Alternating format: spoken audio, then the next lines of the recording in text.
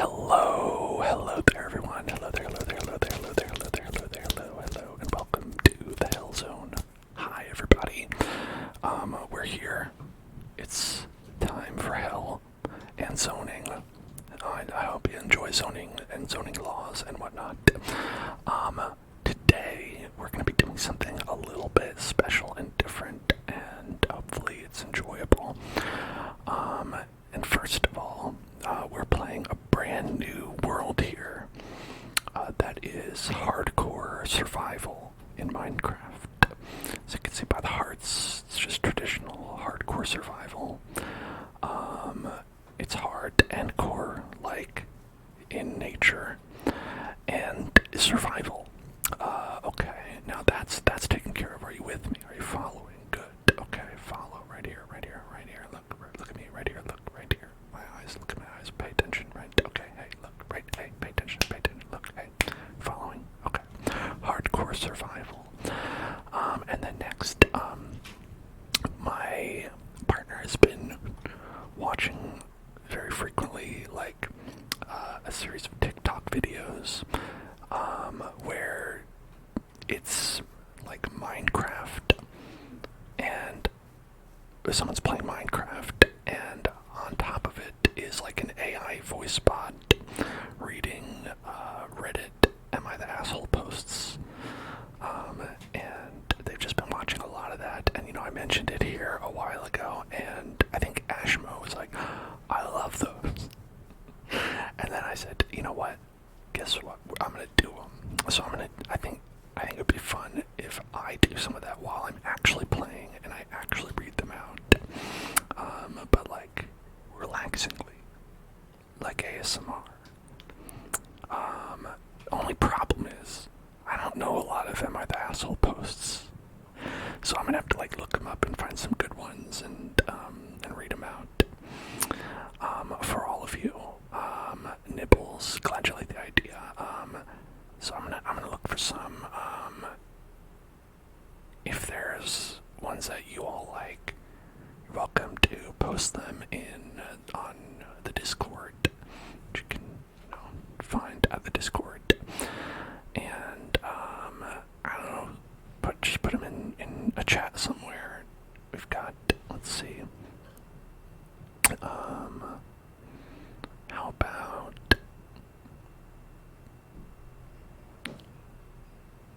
I don't know, maybe just like, maybe the Minecraft channel, since we're playing Minecraft, put them in there, because that's Minecraft now, right? Minecraft is all about Am I the Asshole posts, we all know that. But yeah, don't feel obligated. I can find some, or hopefully a lot of the stories seem like they're bummers, and I don't want to read major bummer stories. But I don't know, we'll figure it out. I found one that seemed like it was pretty funny that we can start out with, but I want to preface by saying, hey, obviously I'm reading stories that other people have posted, not myself, and I'm gonna read their usernames whenever possible, but a lot of them are also clearly throwaway, because they wanted to remain anonymous. So I can't really credit people as well as I would like to, and they might not want me to. Okay, so with that being said, I don't know, let's start it off. I don't know how many we'll get to. We'll do them intermittently, not like the whole time. But the idea is I'll do that while trying to survive in hardcore Minecraft, where I die and it's instant death. Alright, so here we go. Number one is, am I the asshole for pretending to get fired when customers get a temper with me? I am a high schooler with a weekend job at a coffee shop. My coworkers who work weekends are James, the owner's son.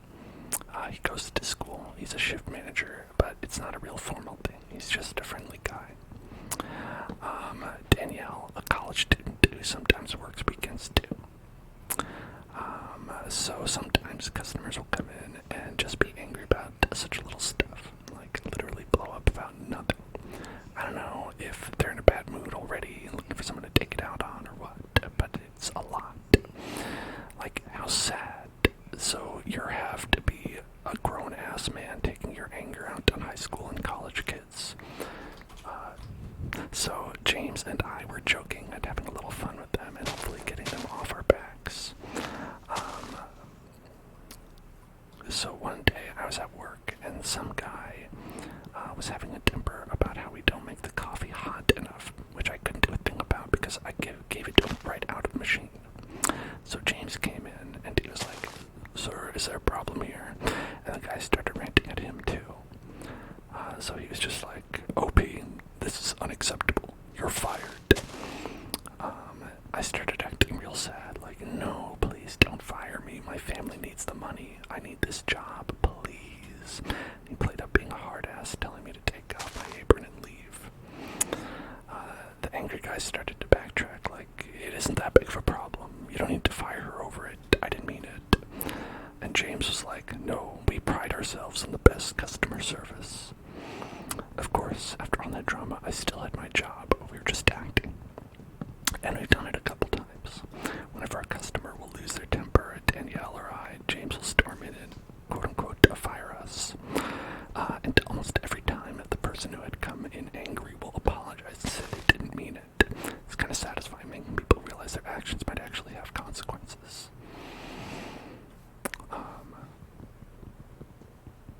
Anyway, I was telling my friends from school about this, and a few of them thought it was a mean prank to let someone go away thinking they'd got someone who desperately needs the money fired.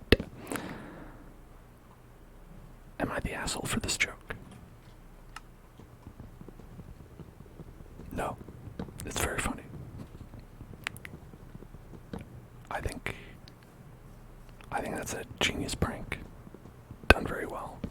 Punishing someone who's being a big jerk. And frankly, I'd love to see that.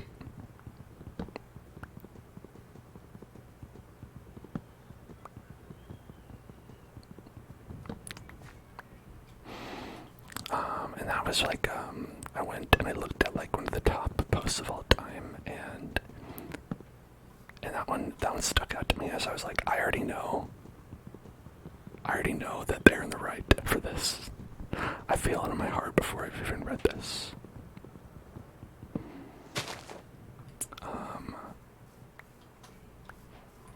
I'm doing a great job with Minecraft, by the way. It's very hard, I think, to do both of these things at one time. Crafting table. Yeah, let's just take a minute here and get the essentials set up.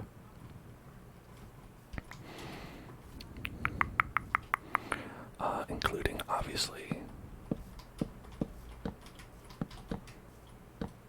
the essential nighttime dome. The nighttime dome.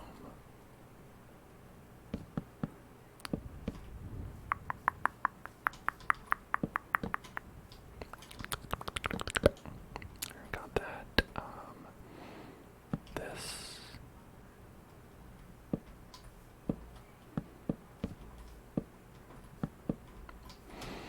And I could put a door there. Let's see how to make D. It's for door. Beautiful. Oh, I've mastered Minecraft.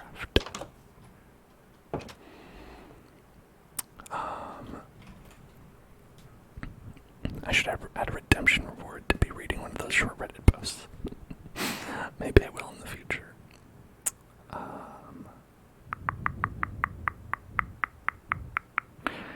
Okay, I'm gonna read the names of some, and if any of them sound like they're fun to listen to, let me know. Okay, so we're gonna try to find another one. I think there's like 2 Reddits for Am I the Asshole posts. One is like Am I the Asshole written out, and the other one is AITAH. And I'm not not sure which one is the canonical. The canonical one.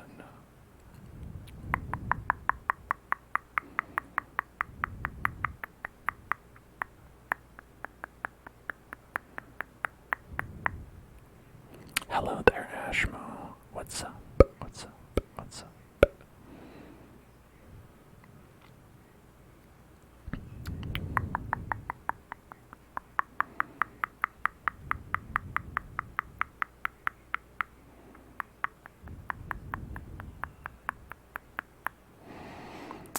Okay. We gotta find some funny ones here.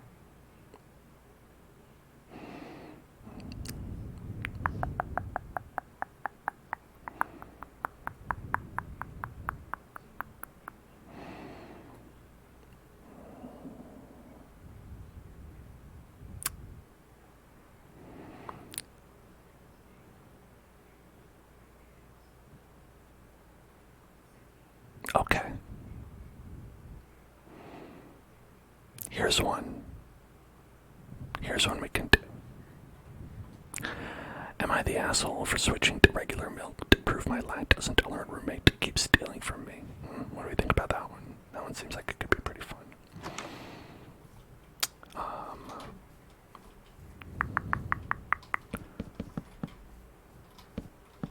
Here, let's also get a little bit more room in here, you know. All right.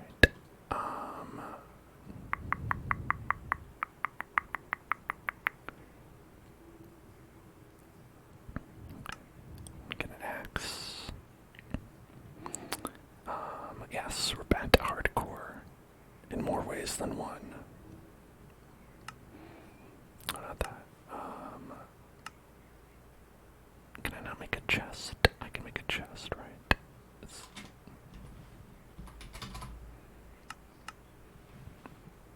Do I not have?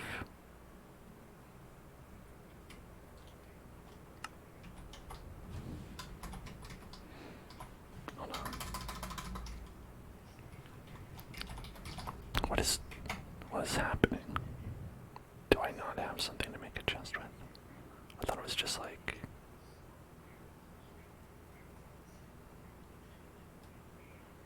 Oh, yeah. Okay, it just... Did I not have it unlocked or something? I don't know. Anyway.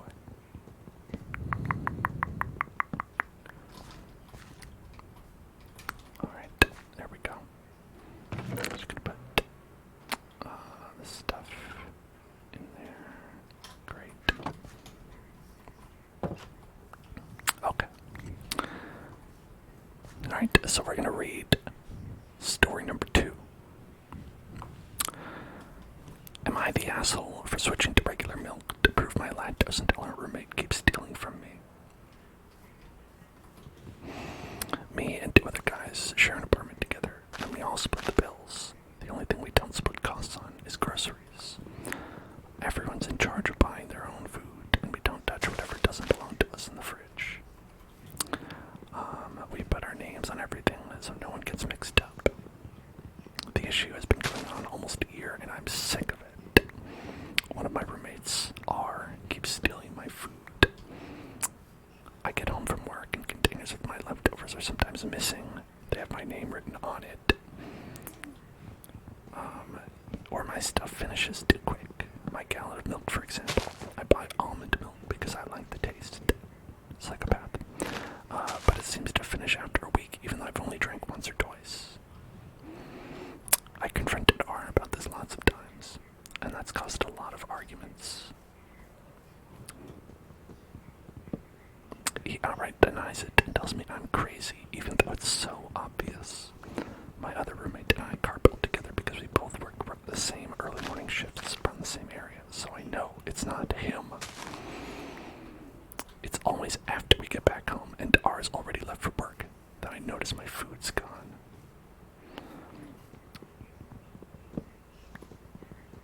My roommates also had a similar problem, but not as often as I do. Guessing because R doesn't like what he buys. The funny thing is, R buys a lot for himself and is even more stingy about food.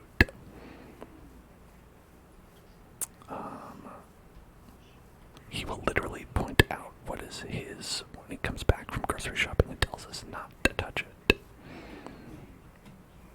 Last week, my milk was nearly empty again. And I got fed up. I went to the liquor store and bought regular dairy milk. I drank what was left of my almond milk and refilled the gallon with the one I bought. This was to catch/prove R is the one stealing, since he's lactose intolerant. The next day, Saturday, we get back from work and R is pissed. He yelled at me that he was stuck in the bathroom for 40 minutes with diarrhea because of my milk. He was using it to make a shake. I only responded with, "So then you're the one who's been stealing." He freaking exploded. Yeah, he admitted he was sometimes drinking my milk and eating my food, but he was more mad that I switched milks than the fact that he was caught. I told him I wouldn't have done that if he'd stopped taking my stuff from the fridge, or at least told the truth instead of trying to make it seem like I was making it up. My roommate backed me up. I thought it was kind of funny. He got payback for stealing from us. It's a little tense right now, and my roommate told me R is trying to convince him to agree to kick me out. Little does he know, we're both looking to move somewhere else together because we're sick of his shit. I told some buddies what happened, and they think I was an asshole for it. I feel like I'm not in the wrong here. He was taking my food and not even owning up to it, and I wanted to prove it. Does that make me the asshole? I think in this one, I'm going to say he is an asshole, but it was funny. So, sometimes you can be an asshole, but it's still funny. So, you don't think he's an asshole? I think he's an asshole. It's just, you're not wrong. I think both are true. Why only one and not the other?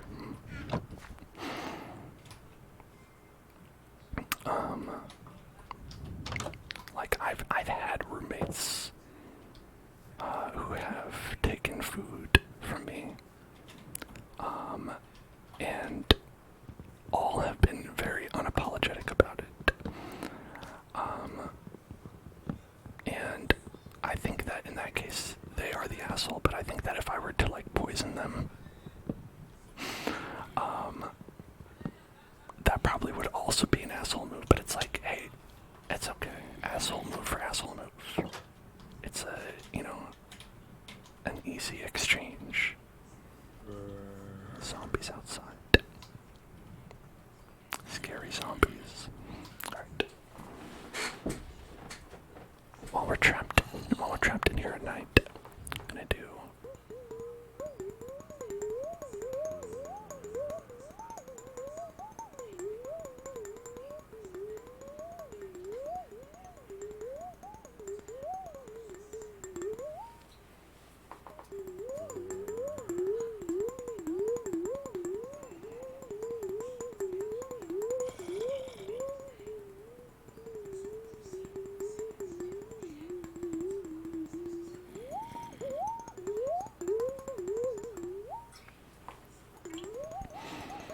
I think one thing that's really fun to learn, as you get older, is that if there's something that you want that's at the grocery store, is that you can buy it there. And when you do that, you can then have that thing that you didn't have before that you wanted.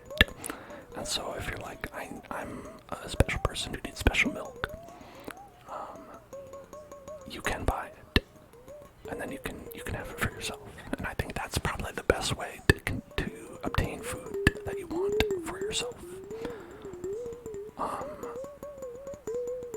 And I think probably taking the ones that are for your roommates is a bad idea.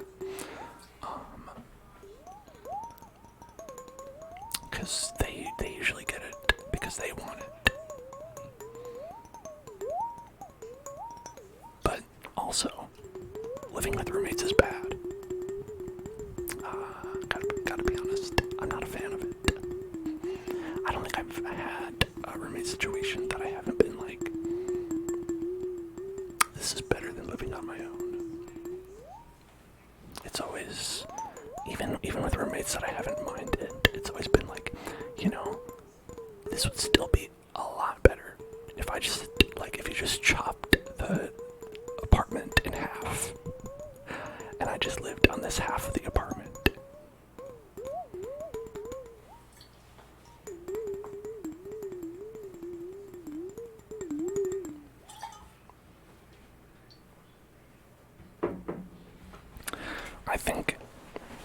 I think if you ever find like a roommate who's good, you should marry them. That's how it works. If you find a roommate that's good, honestly, that's probably better than a soulmate. You should marry them, or like just live with them forever. You know, a common law marriage.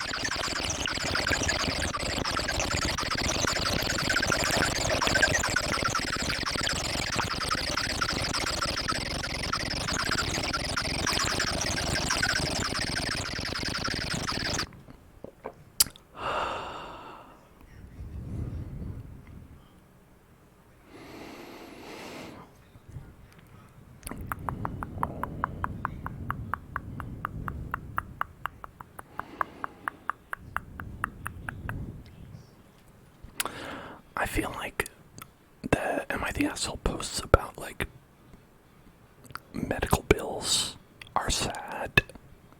Like if they're funny, I don't know. Like I don't know if I want to take the risk.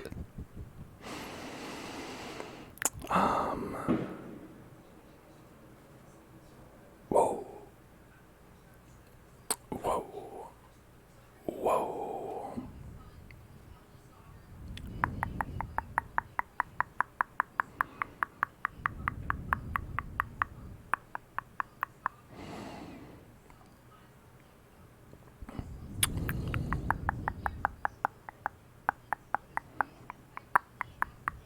And a lot of these, it's hard to read out because, like, sometimes I get halfway through reading the title and I already know the answer. And then it's like, do we really want to read the whole story to get to that point?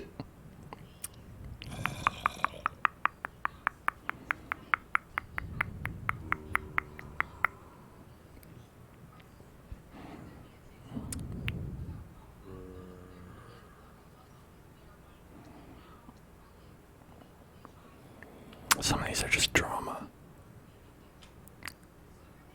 I guess the drama is fun. The drama ones could be fun.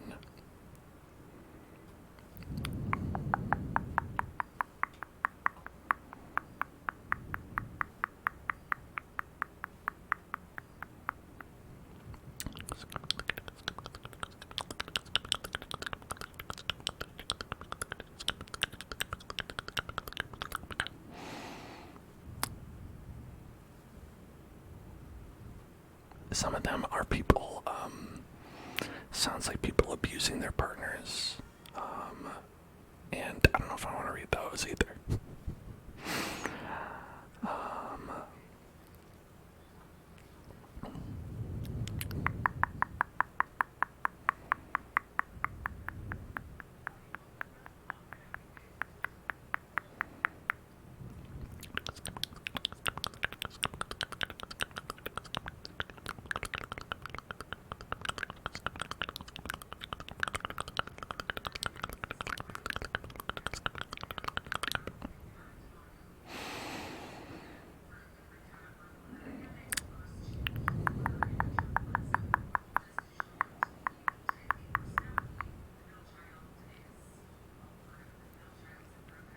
Okay, let me just skim this. Let me skim this one real quick. Gonna skim it real quick. Gonna skim it real quick. Skim it.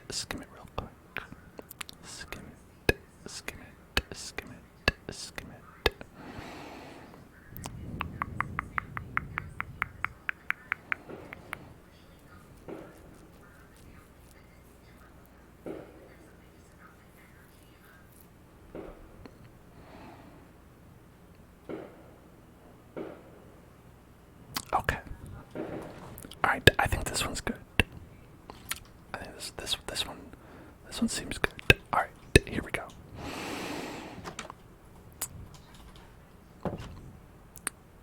Am I the asshole for ruining Thanksgiving?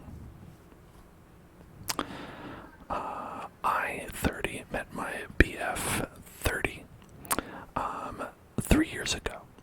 Before me, he was together with his sweetheart. They fell out of love and broke up. A year later, we started dating. His mom, however, was still heartbroken about it. I was very understanding and thought she needed time to get to know me. The ex basically grew up with them, and they saw her as part of the family. For the first year of my relationship, his mom would call me ex's name, until BF got angry once and told her to be nice. She laughed it off and said it was just a habit. After that, she started calling me the wrong name. Janet instead of Jenny, fictional names just for the story. I corrected her a couple times, but she seemed like hurting me, so I ignored it later. My BF has 2 sisters. In a couple of weeks before Thanksgiving, we were invited to BBQ at the older sister's house. I was in the kitchen with my BF's mom, and the sisters and one of their husbands. The older sister then talked about how my BF praised my cooking to her husband, and the mom was listening. Then she said out loud, you loud, sure, why don't we let Janet make the turkey this year? The sisters giggled and looked at each other, and I said, that's a great idea. I didn't tell my BF what happened. On Thanksgiving, we went to his mom's house with the usual wine and dessert. She was shocked. Everybody was shocked. I said, what? I thought Janet is bringing the turkey. There was yelling, crying, and then we got kidnapped. My BF is so angry with me, he hasn't talked to me since. I think it's over, TBH, but I still don't think I did anything wrong. Did I? No, I think it's pretty funny. Again, if it's funny and no one gets hurt, then I think you're not an asshole. You're a great comedian.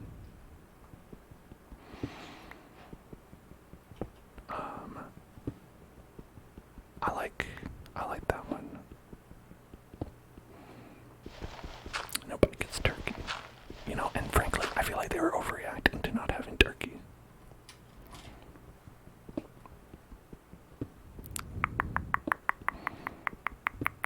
Did they not have enough side dishes? Side dishes are actually the best part of any family dinner because, well, I guess that's my opinion as someone who doesn't eat meat.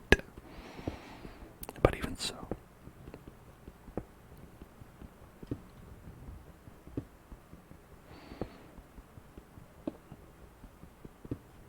I think if someone were to just think it was really funny to call me by a different name to hurt me,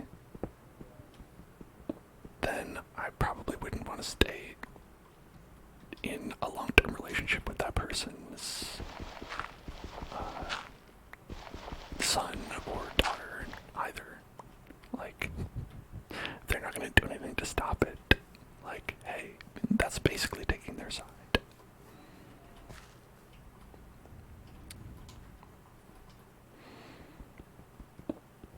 I just feel like I run into these early coal problems. I guess we could make some charred coal with chard. If we could find any chard, we could do that.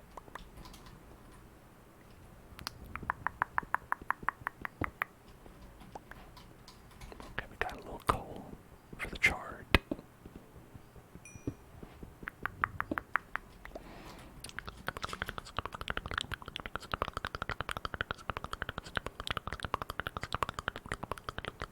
Already had some. Okay, wait. This and this. Why do they not give you? Do they not give you your recipes in hardcore mode? Is that why? They're like, no, you should know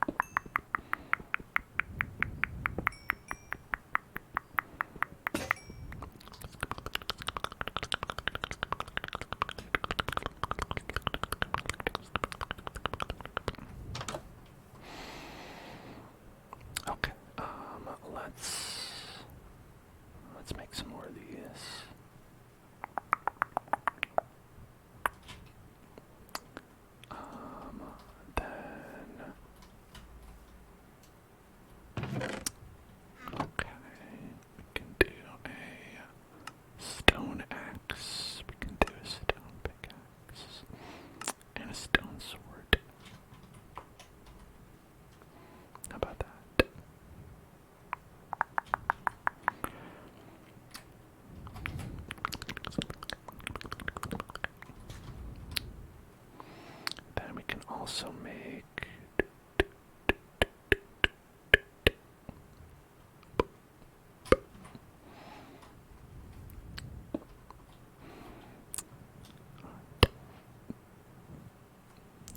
some whispered affirmations for the authentic Elon Musk. Relax.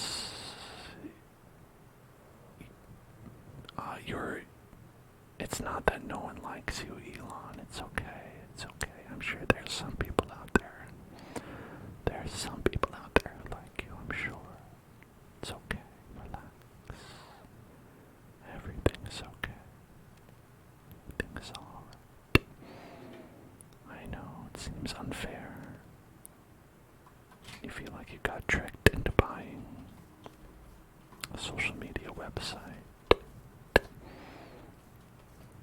You thought you had a lot of good ideas, but turns out you didn't. But, you know, that's just how things go. It's okay. I know you can pivot. You can pivot out of this. You can pivot out of anything. Worry. I know that the world will just keep on giving you extra chances. Because you're a rich white man. Don't worry. Everything is gonna be okay. You can have all the chances in the world. Even the more you mess up, the more people will give you more chances. I think it's literally impossible for anything bad to truly befall you because of how protected you are from any sort of actual real criticism. So relax. You'll never have to feel the emotions that normal people have to feel. It's okay. Don't worry. I promise you'll never have to do any kind of difficult thing in your life ever. You can continue just coasting until the grave. Dr. Drip's respect. I loved your doodle. That was very nice. It was a beautiful doodle. A beautiful doodle. Beautiful doodle. A beautiful doodle. A beautiful doodle. That's what they call them. Okay. Alright, so that was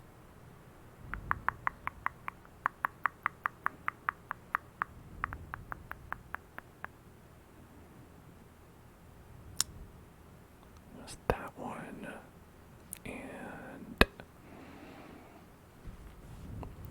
okay.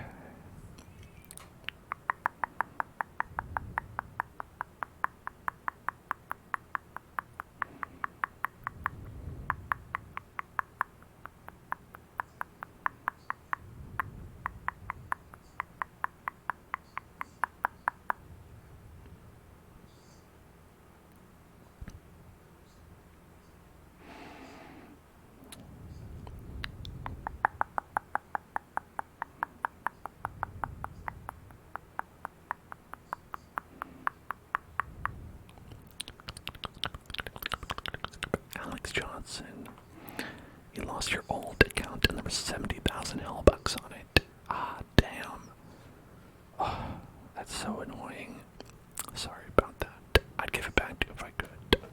I literally don't know how. I don't think I can. I wish I could. You know, I feel like there should be like a button on Twitch where it just like throws some hellbucks at people, like as a treat. Like if someone does something nice or says something nice, be like, boom, here you go. That would be nice. I don't think that exists though. Maybe because I would just spam it and then people, that would just cause massive inflation. I don't know. Is that how inflation works? Okay.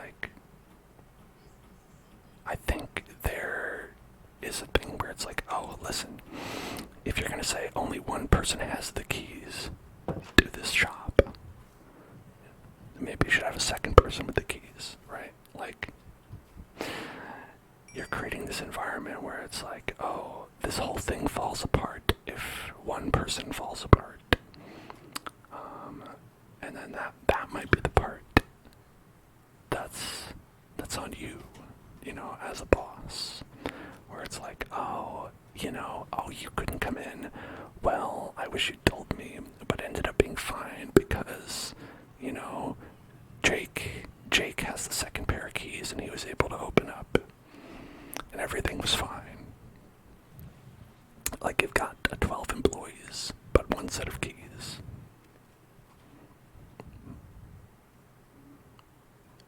Listen, we're talking about this is not how you run a successful business. I think maybe that's not how you run a successful business. We couldn't be successful with a second pair of keys. What? Anyway, so let's do another time-honored tradition here at the Hell Zone. And spin the wheel. Gamer XPs for gaming, asking, hi, what's happening? Hello, we're playing Minecraft, doing ASMR, and reading Am I the Asshole stories from Reddit.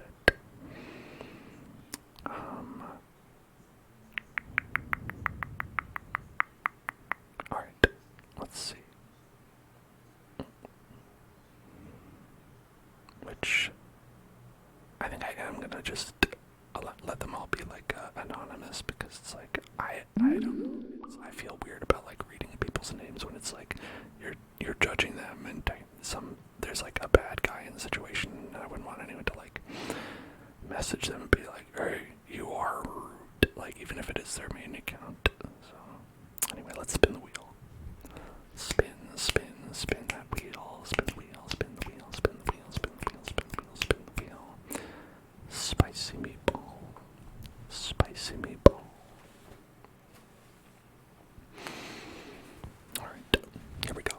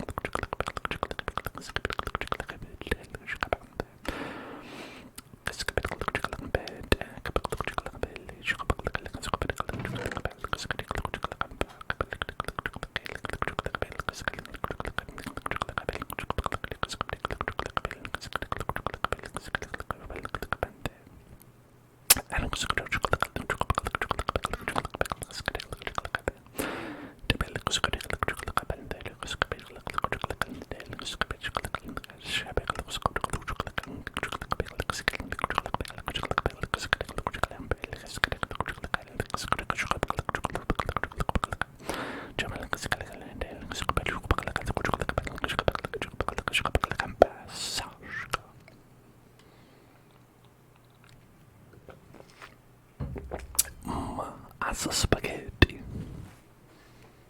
Yum yum.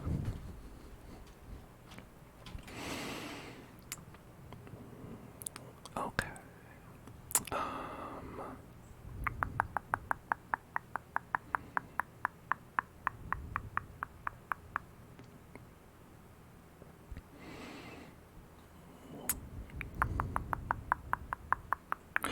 All right.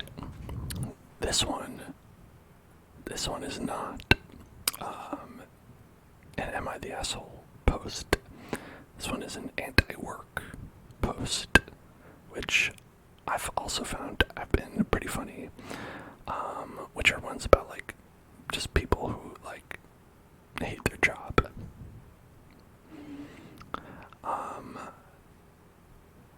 So I think that would be pretty funny to read. So this one says, I don't remember what number we're on.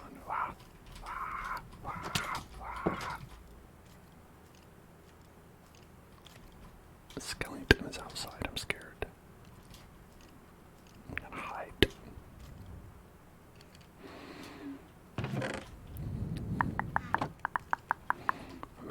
Maybe I'll like redo the flooring in here, in my 3 units of flooring.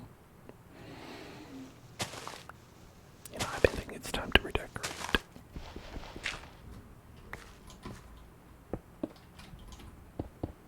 Well, now I'm done. Looks great. Trigger word. Michael Jordan's house is big. Michael Jordan's house is big. I don't know if I've ever seen it, but I believe this, sounds true to me. Michael Jordan's house is big. Michael Jordan's house is big. Michael Jordan's house is big. Michael Jordan's house is big. Fuck.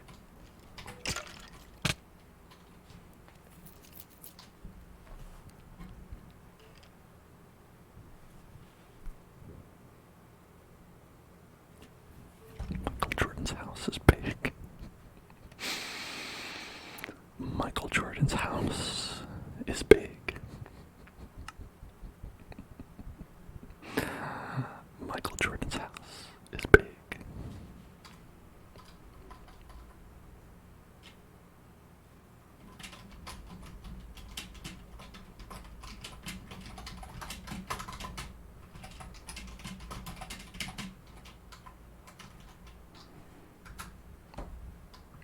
This one is...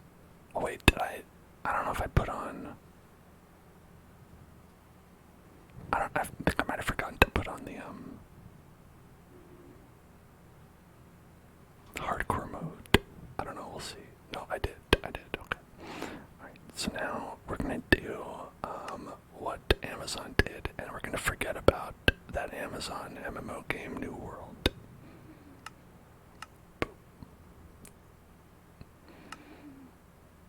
Okay, hardcore.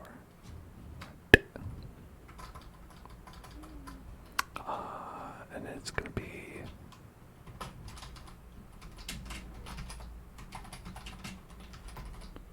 It's Michael Jordan's house. How about that? Hopefully we can survive in Michael Jordan's house. This is the house that,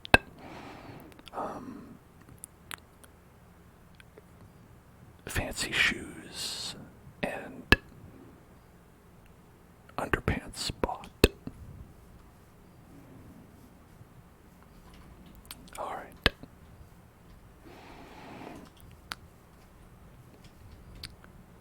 Here we go.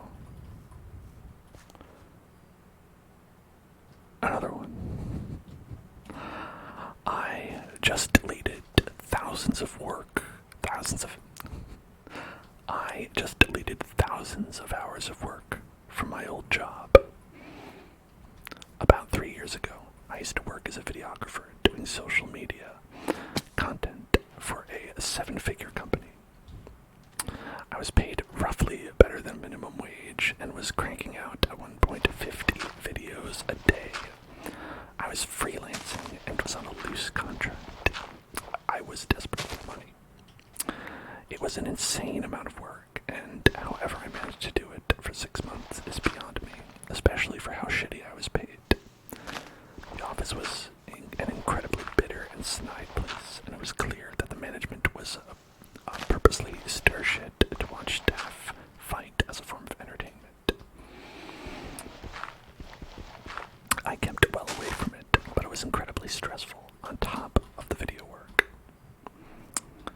After about 6 months, I pitched to the higher-ups apps that my videos are making an insanely positive difference to their sales. I showed them graphs of interactions and direct links to sales on the website via my content, and I asked for a pay raise. I compared my ideal salaries to others in the industry and made a big deal about how it would still be less than what I should be paid. However, I still wanted to continue working for them. I was fired hours later for, and I shit you not pulling my weight, as well as not having the desired effect that they wanted on social media. I was fuming and now unemployed. I struggled for months to find any other job. Today, years later, whilst browsing a very old Google Drive account, I found that said company was still using a folder I created and owned. They were mostly active in the files containing templates, adjustment layers, presets, and even video that I created. Over 18 people were actively using it daily to continue with their social media campaigns. This was a cloud service that I was paying monthly for as I wanted extra space for my work. This is my drive and my work. I own it. So I copied the file as a local version for myself and then deleted the online version. Tomorrow, they will wake up with none of their video assets, including the things that they're working on. Fuck them.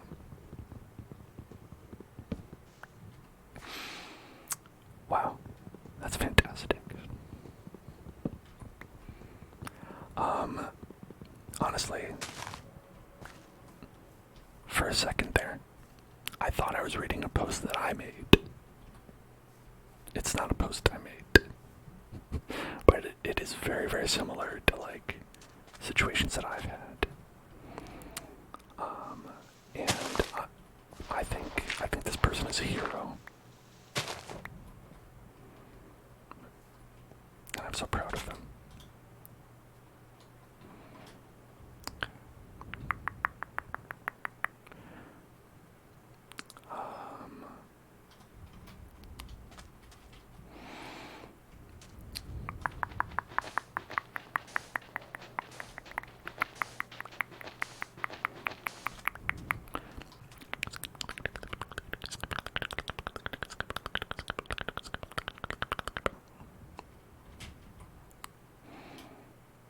Let's put it here for now.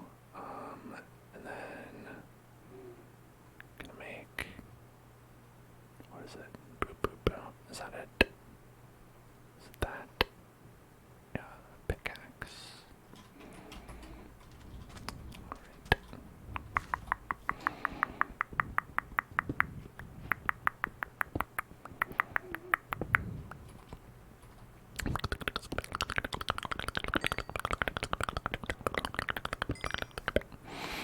ASMR is an acronym.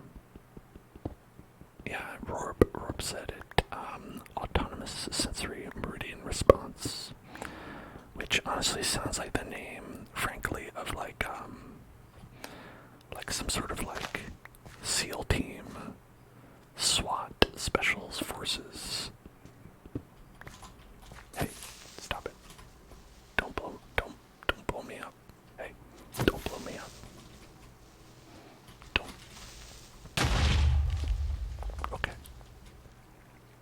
Okay, that was better than expected.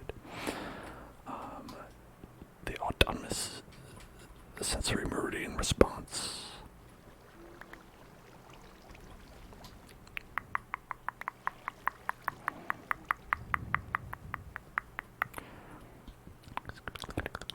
It could also be like the name of like a Netflix movie, right? Starring Sandra Bullock after Bird Box. She starred in The Meridian Response.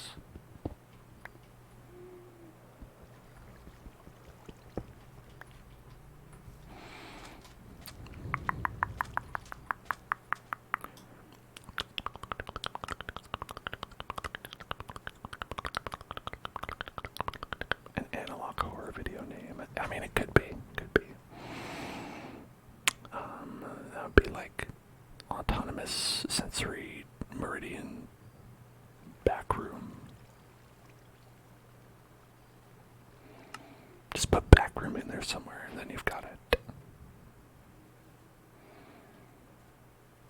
As long as people know that it's not in the front, it's like in the back, then they're like, okay, alright, I'll watch this.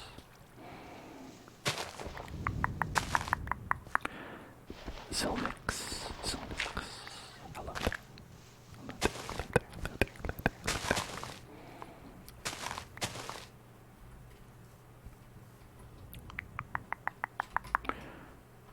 We gotta make some of these. Some torches.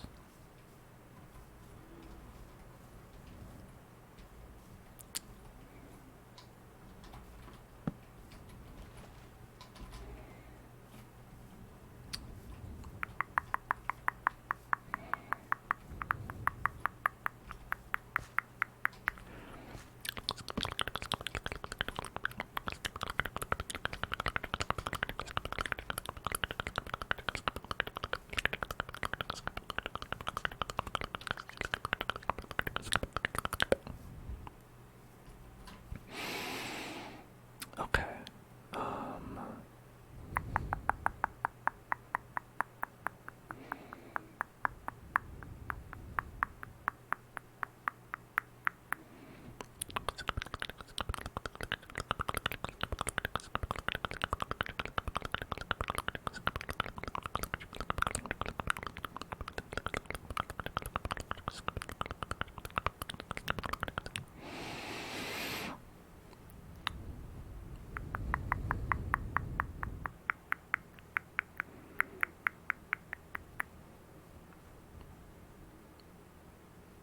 Okay. Oh, this one isn't very long. Okay, we gotta find one that's a little bit longer. Like I want to find the right length where it's not super long, and it's not like 3 sentences.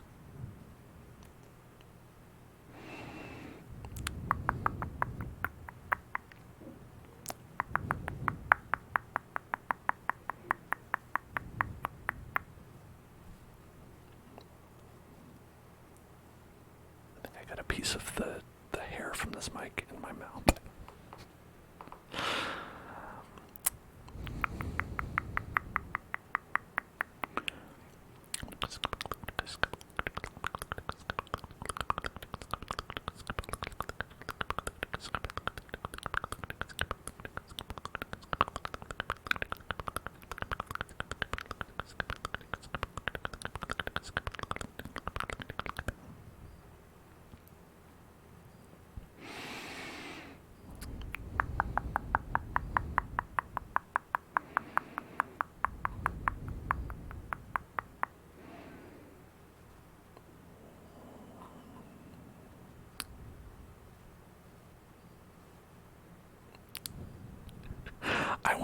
I wanted to click on this one because it has a funny name, and I don't know how it's gonna go.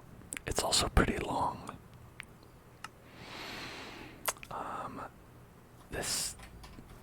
If the reading this is a mistake, then I apologize in advance.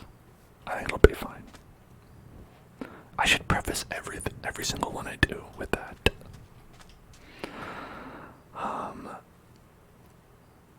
Am I the asshole for not forcing my son to rename his hamster? To start this off, my son is 11 and has been begging for a family pet for a while. I finally gave in when I felt we were ready to take one on, and also when I felt he was ready for the responsibility that comes with one. I expected a dog or a cat, but he really wanted a hamster. So we spent a little over a week prepping, helping him study hamster care, and dedicated a sizable spot in our living room for necessities and home. We finally get around to picking out one at the pet shop. He's set on the name Sonic. But the lady ringing us mentioned up that the one he picked out was a girl, and that she could get him a boy if he wanted. And he just lit up and he said, "That's Amy." And that was that. We took Amy home. This was in March. Obviously, Amy, Sonic's girlfriend. We all know this. My sister-in-law found out she was pregnant somewhere around that time, and last month they found out they were having a basically what happened was they're picking out names, and one of the names they narrowed it down to had Amy as the middle name. I made a joke of something like, hey, we already have an Amy at the house. Trying to be funny, but sister-in-law didn't think it was. I didn't think much about it at the time, but a couple of days ago, she has to come by to talk. She started off by saying the joke I made was in bad taste. I apologized for it, and then she suggested I change the name. I told her I didn't think that would go over well with my son, and then she outright demanded it to be changed, whether he likes it or not, because she wasn't going to have a child share the name with a hamster. I agreed to talk it over with my son to see what he thought, and of course he didn't want to. He even thought it was cool that his cousin would share her name with his hamster. I tried convincing him to rename her as Sonic even, or some other Sonic character, but he didn't want that. I explained how the sister-in-law feels about this, and he felt a bit hurt because he thought that he upset the sister-in-law. But he didn't really want to change the name, and didn't understand why they couldn't just share it. I told my sister-in-law that my son was set on Amy, and she blew up.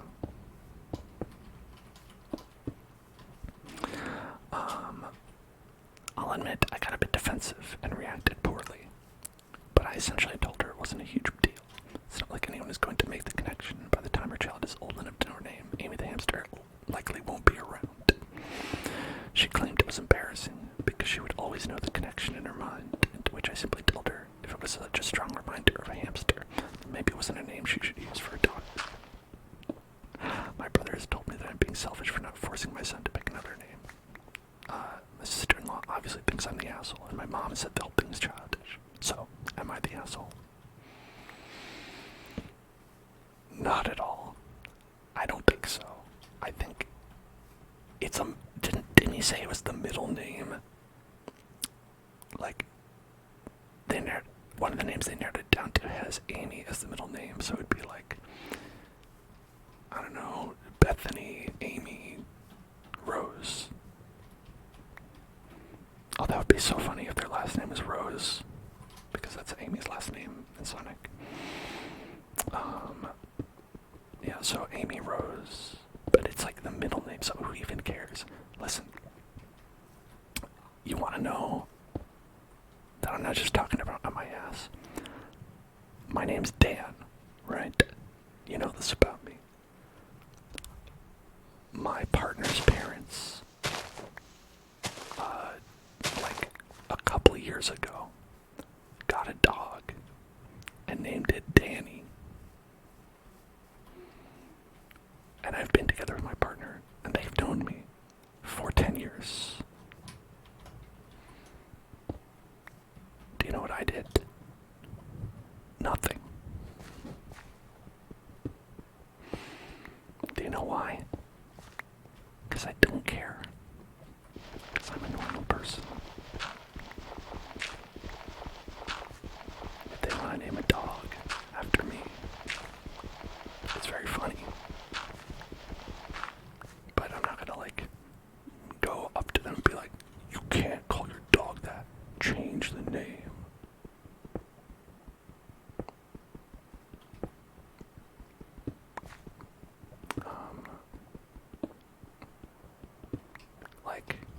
If you were to ask, are they the asshole for naming their dog after their child's longtime partner,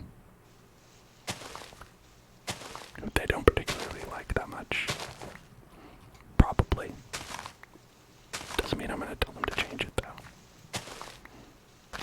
That's a pretty funny story.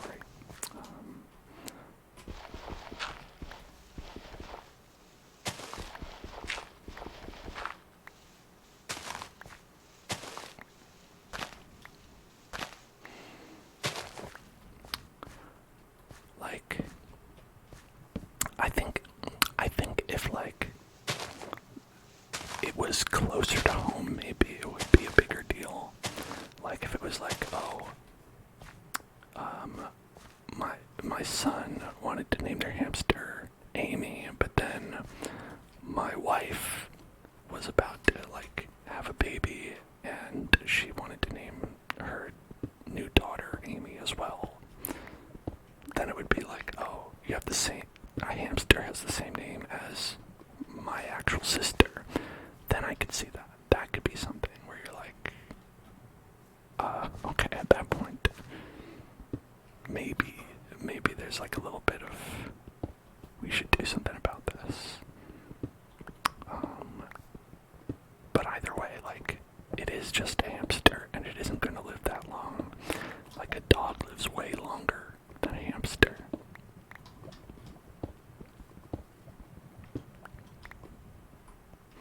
Like, I don't even know if, like, Amy would know at any point. Like, I don't know if the hamster would live long enough for Amy to be cognizant that someone shares their name.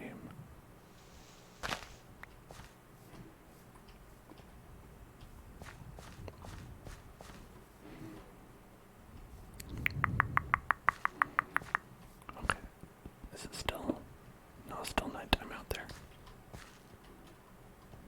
Them's night times.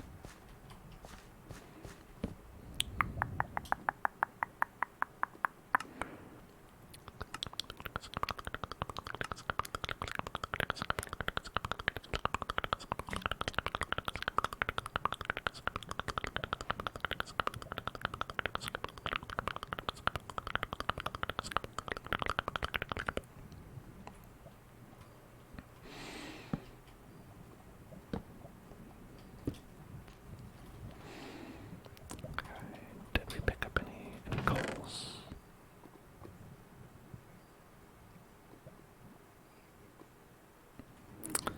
You feel like you're watching ASMR, Am I the Jerk? You know, you are. I think that the word asshole might be caught in the automod, but we are literally reading Am I the Asshole posts. I can say it, I'm allowed to. The world isn't fair, I guess.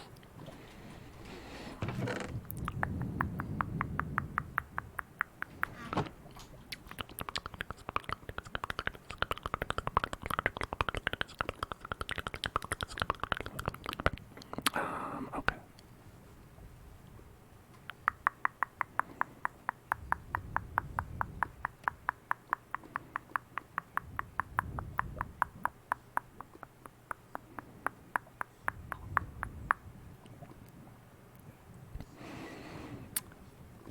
Alright, what I'm gonna do is, instead of, like, since I can't read the whole story before I go in, I'm gonna just skip to the comments of a story, and then if I find the top comment being, oh my god, that was funny, then I'll read it. And if the top comment is someone being like, I can't believe they would treat you like that, then maybe I don't read it.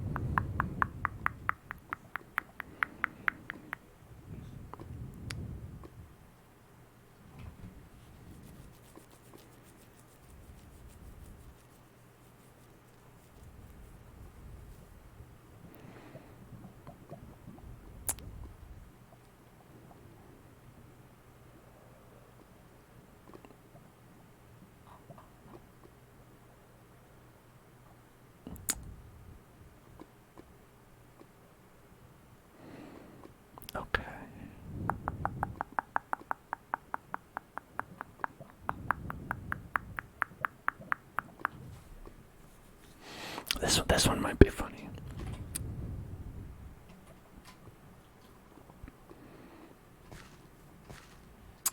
Okay.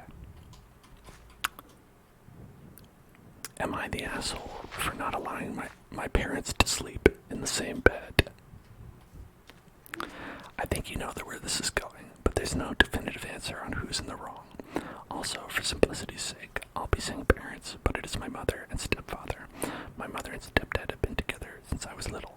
So, I'm a 25-year-old woman with 2 older siblings, both male.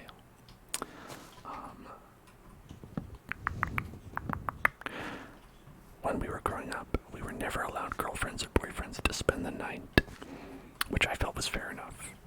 When my brothers got to about 16, however, their girlfriends were allowed to spend the nights, but they had to sleep in the spare room. Again, fair. That makes sense to me. I was always somewhat of a tomboy, so as you can imagine, teen boys didn't show much interest in me romantically. So I didn't get my first boyfriend until I was already 18. My parents wouldn't allow him to spend the night at all, despite us both being over 18. I wouldn't have minded if my brothers had been held to the same standard, but I felt as if they were favored over me. It is even because they disliked my boyfriend at the time. Everyone seemed to love him. That relationship didn't last more than 6 months, so I dropped it after a while. I got with my now fiance when I was 22, and we've been engaged for a year. We're getting married in only a few months. Still, just like every time before,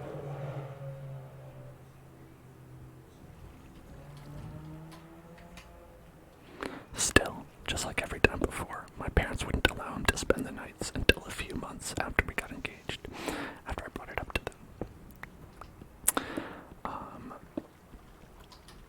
It wasn't a conflict, but they knew I was irritated and allowed him to start using the spare room. We moved in together not long after, so it didn't really matter. Now, I may be an asshole. My mother asked about a wedding planning the first time she's even contacted me since the move, and I told her I still had a lot to sort out. But I was getting through it, and she practically insisted on coming up to me and having a week of mother-daughter bonding time where she could help me with wedding planning.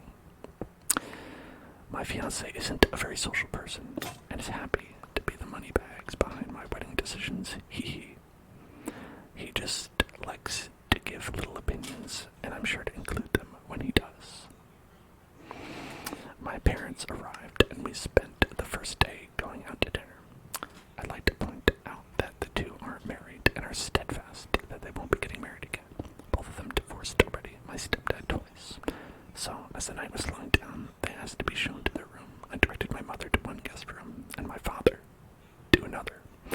We have a 3-bedroom with no kids yet, so we have the space. My mother said that there was plenty of room in one for both of them, instructed my stepdad to come in with her. I explained that, just like she told me, it was my house, and I didn't want them sharing a bed in my house. I basically repeated word for word what she would tell me when I'd complain about my brothers getting together better treatment than me when it came to their partner. Told her that, actually, they were in the same position I was, because neither of us were married. She tried saying it was different because they had been together for 20 years. I told them that it didn't matter, because this is my house, and my decision's final. Just like how my mother would shut down any discussions about it back then. I was sure to mention how my brothers were allowed their partners, and I wasn't, but she claimed I was making it up. They stayed the night and left for home the next day, which I preferred because I was happy wedding planning on my own, and I haven't heard from them since. My grandfather has called to tell me off for it, so I'm wondering if I'm in the wrong. Am I the asshole? No, it's funny. I think it's funny. You're good.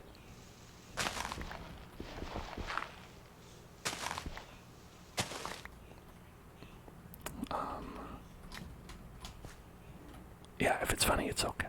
No, if it's funny and no one gets hurt, that's right. That's when it's okay.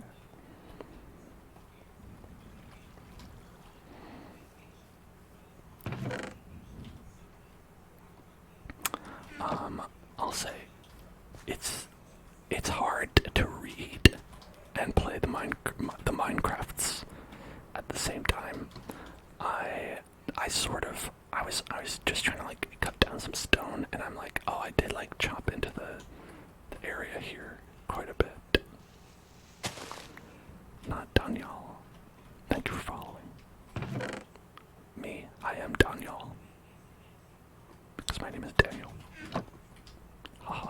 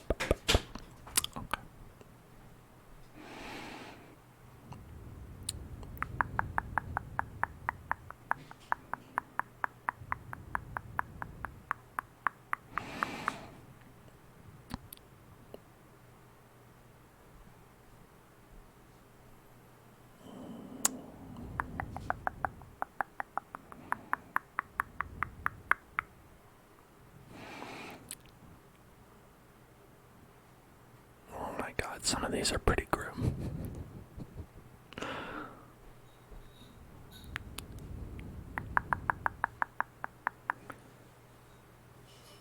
You know, like, I'm realizing, so the account that does this, that does like a robot voice that reads it like an you know, text to speech kind of thing. I'm feeling like that's the benefit of that is that you don't actually have to like say the things that are in these posts out loud, which it like distances you from it. Like you don't even actually have to like read it or anything. You could just like copy paste it, and then you don't even have to like, you know. It's like sometimes saying these things out loud, you're like, oh well, maybe I don't want to.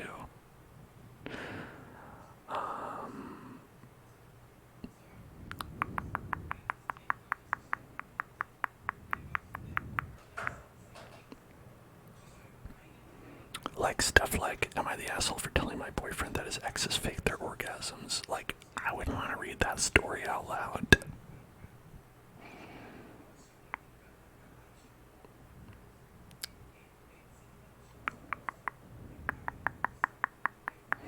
Like some of these stories are just like, wow, it seems like these people have a bad relationship.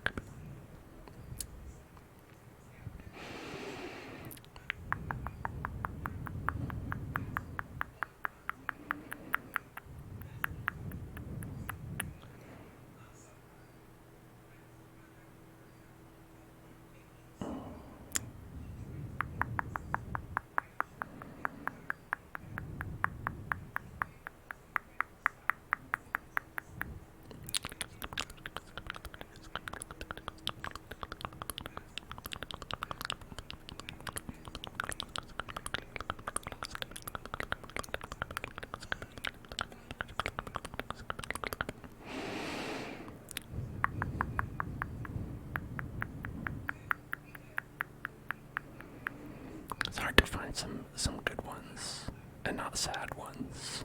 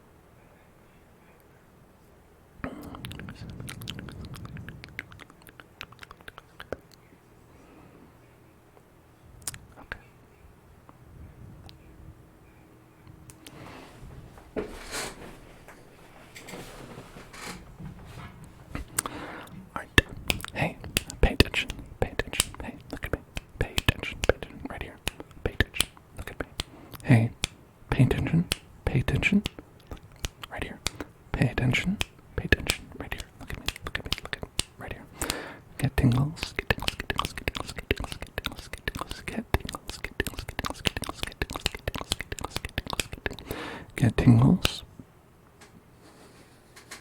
Get tingles right now. Get tingles, get tingles, get tingles right now. Get tingles, get tingles, get tingles, get tingles, get tingles, get tingles, get tingles right. Get tingles right now. Get tingles, get tingles, get tingles, get tingles, get tingles, get tingles, get tingles. Okay. Alright, here we go.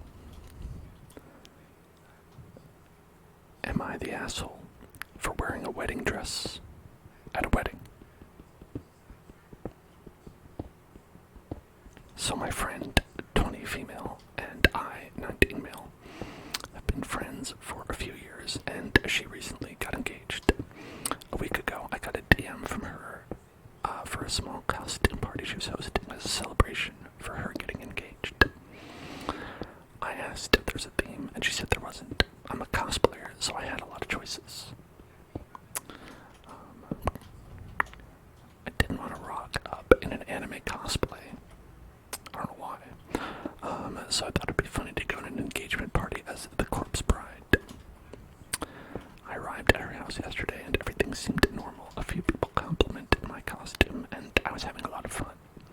After 10 minutes, my friend's fiance walked out in a black tuxedo and announced this was actually their wedding. Apparently my friend saw a video of someone doing this and wanted to do the same. He asked us all to go to the backyard for the ceremony to begin. And I went straight to him. I asked if I should go quickly home and change my outfit and that would get back before it started. He told me it was fine since he didn't know it was the wedding. I trusted him and followed everyone outside. They got married and everything seemed good. The reception was just in their house again, so everyone walked back inside and picked up where they left off. I tried talking to my friend and celebrating with her, but she kept making excuses not to talk to me. I assumed it was just because she was tired from the big day and wanted some alone time. I didn't bother her after that, and the party soon ended. I got home and half an hour passed, and when my phone started getting notifications, I checked and it was my friend texting me. She was cussing me out and telling me how I ruined her wedding. I was really confused and asked what I did. That only made her more angry. She told me it was basic knowledge not to wear a wedding dress to a wedding. I reminded her I had no idea it was a wedding, and that I asked her now husband if I should change, and he said it was fine. She didn't respond, but I got a text from her husband. He asked why I would tell her. I said that he said it was fine. I told him. He said it was fine. Then he said how I should have changed anyways, and it's your fault that the two are now fighting over this. I've tried texting her that I was sorry, and if I had known, I wouldn't have done it. I woke up today and I saw her and her husband have blocked me on everything. So am I the asshole for not changing out of the wedding dress when I found out it was actually a wedding? Edit. I am a guy. I cosplayed the character Emily from The Corpse Bride and had blue paint all over. I'm also Australian. I've never heard of a costume party meaning fancy. Everyone was dressed up in funny costumes. Wow. Well, not the asshole. Because I feel like doing this to people is kind of the asshole thing. The surprise, this is a wedding. I hope in my life, I hope to God that no one ever does this to me.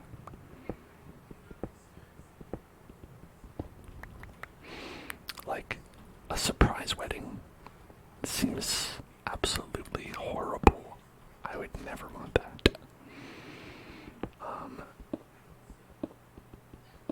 And also, a big mistake asking the groom these questions. Like, definitely a stereotypical thing, but like,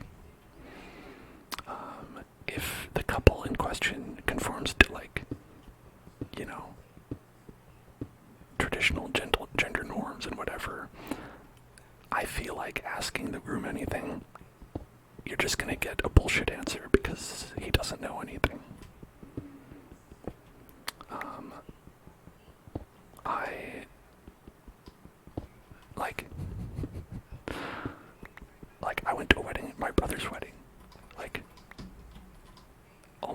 decisions. He was just like, I don't know, just ask her.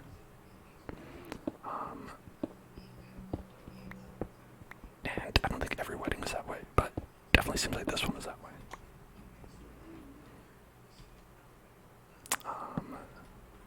And also, like, I've never seen this before, like, where people, like, are like, hey, it's a surprise wedding.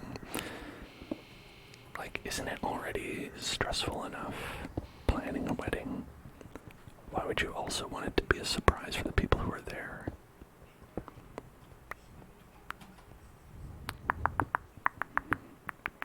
Like, the only time I can imagine that working is if you, like, actually didn't want to have a wedding. And you're just like, okay, we're just going to tell them, oh, this is the wedding. And then we're done. Boom. Then we don't actually have to have a wedding. So it's weird to, like, have that and then also be, like, super, like,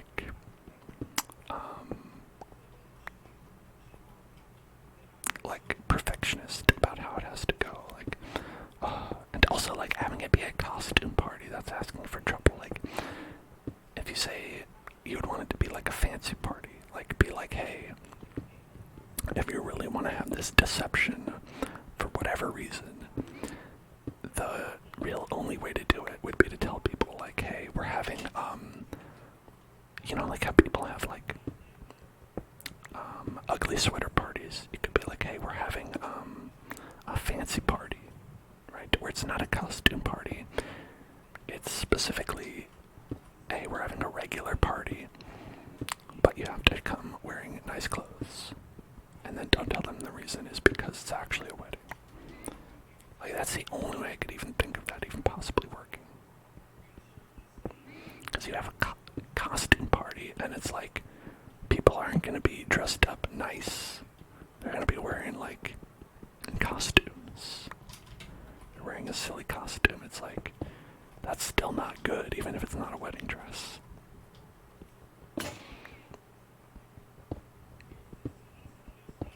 You're going to be like, James, you ruined our wedding because you came dressed as a giant dinosaur. Why? Why would you dress up as a giant dinosaur to our wedding? You said it was a costume party. This is the costume that I had. I bought this giant T-Rex costume because I thought it would be funny. And I just wear it whenever anyone invites me to a costume party because I need to get my money's worth. Do you know how expensive this was? Like, that is absolutely, like, going to create, like, unless, if that's not the energy you want, don't do it this way.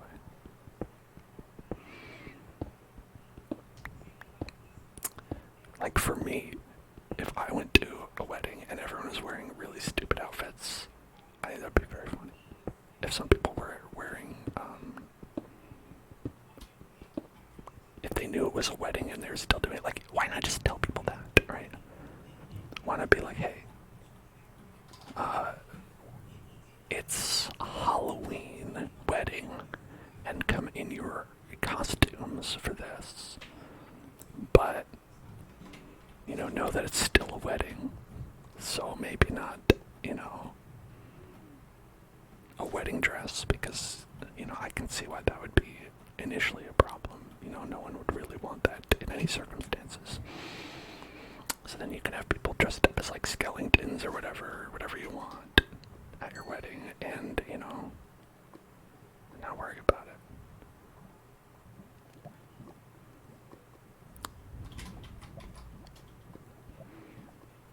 Anyway, I hope this helps you. You, who is having this problem and told me this, and not the internet post that I just read that has nothing to do with any of you.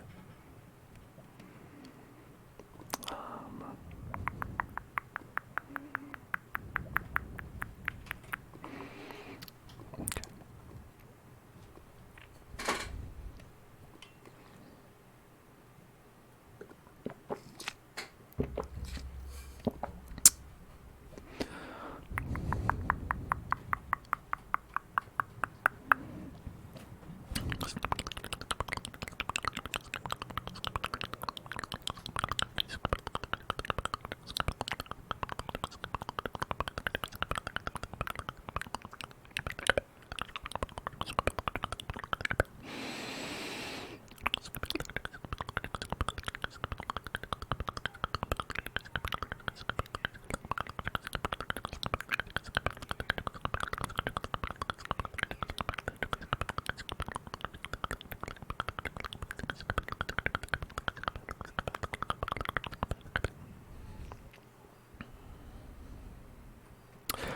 lot of these are about weddings.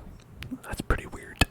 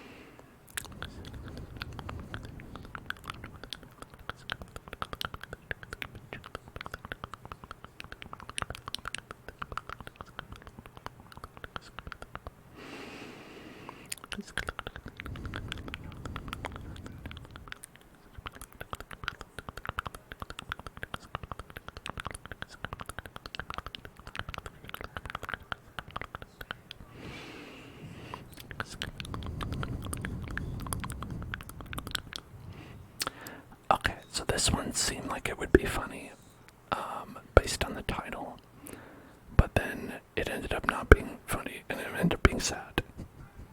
Like, the title was, "Am I the asshole for pouring my husband's sweet tea down the drain?" And then it got really sad. I was like, I just wanted it to be funny that you poured the sweet tea down the drain, but actually it turns out that you should have poured that sweet tea down the drain.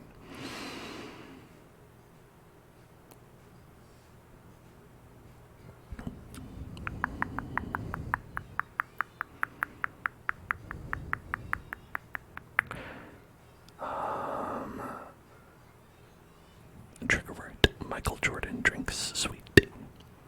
I'm glad. That's great for him. I'm glad. Michael Jordan drinks sweet tea. Is that Michael's special sauce, or is that what it was called in Space Jam? Michael Jordan drinks sweet tea. Michael Jordan drinks sweet tea. Michael Jordan, sweet tea drinks. Michael Jordan drinks sweet tea.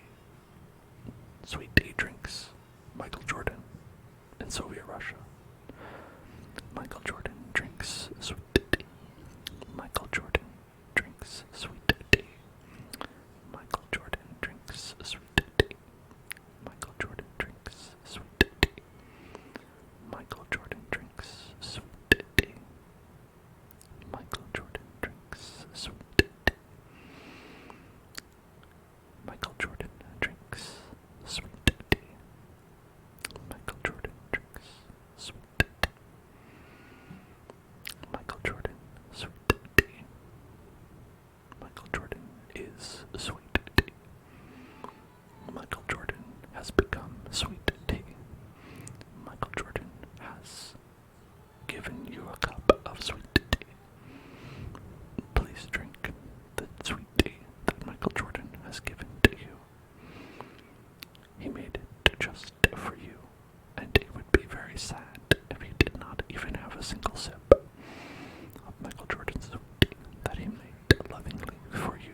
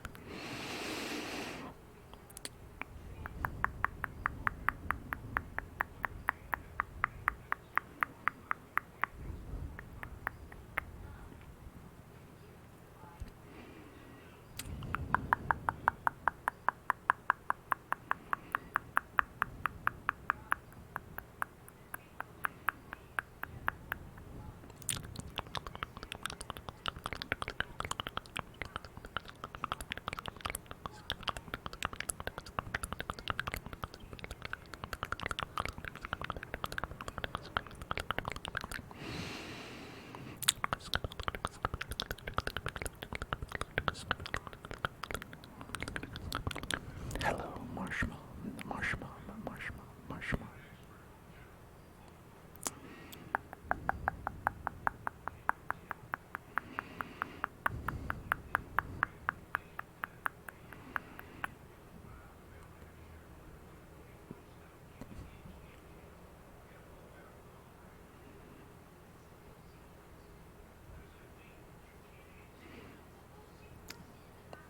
Okay. I found a winner. I found a winner. I've been digging. You may think I've been digging in Minecraft, but I've been digging for a good post to read for you. And here it is. Am I the asshole for not paying to change my father's gravely insulting gravestone? My father and mother had a very bitter marriage towards the end of his life. He had a long-running affair with another married coworker and got her pregnant before he passed. He was planning to leave mom, skip the country, and move to Canada to start a new life with her. They had a house picked out and all. He had moved out and was living with his coworker when he suddenly died of a heart attack while having sex. Divorce papers were never filed. No legal separation. They were in the process of moving, all things legal. But on paper, they were still happily married. Now me and my siblings are already out of home. Our youngest sibling is 19 and in college. I work for a tech company, and I'm currently back in my hometown helping my mom manage his estate. Well, my mom was pretty hurt and petty and marked his gravestone as in loving memory of John Doe, son, husband, father, and adulterer. My dad's family and his pregnant partner are mad and want me to fix it. Personally, I think it's fine. That's who he was. He was all those things, and since my mom's blunt, I can't do anything. Am I the asshole? Okay, well, certainly you're not the asshole. I don't think you're responsible for any of this. You're sort of a observer in all of this. And also, is your mom the asshole? No. Is your late father the asshole? There's that. That's it. That's the one. Nailed it.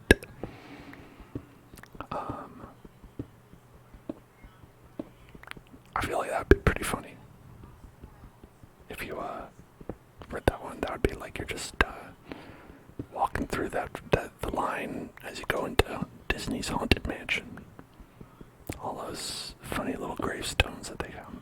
gotta have more funny gravestones, right?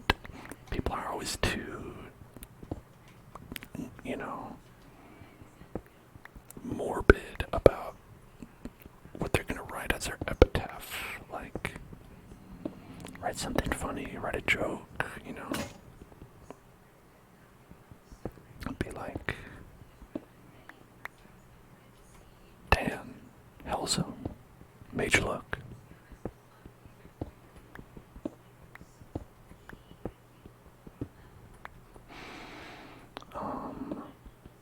Or like, you know, hey, I've been dying to meet you. That's usually the one that they have in Disney's Haunted Mansion.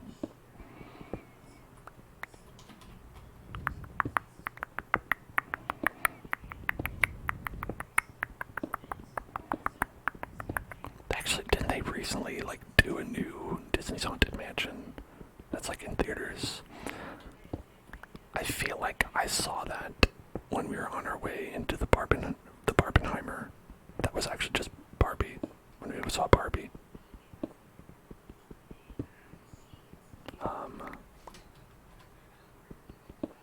But I feel like I haven't heard anything about it. Which means one of two things. Either it didn't come out, or it was bad, and they didn't market it.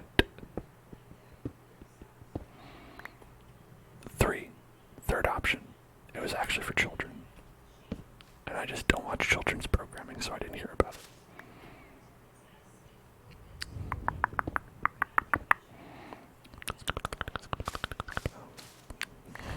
it. I did not see the Sound of Freedom movie. I talked about how my uncle and aunt, who are super, let's say religious, tried to get people, I think not me specifically, but just everyone in our family, to go see that in the day of my brother's wedding, where like we were all like, you know, getting ready and doing things for the wedding and trying to plan and all that. And they were like, hey, does anyone want to go see this movie with us during the day? It's like, A, we've got things to do, and B, I'll absolutely not watch this. Here's my post. Am I the asshole for not going to see The Sound of Freedom with my aunt and uncle? Answer, no.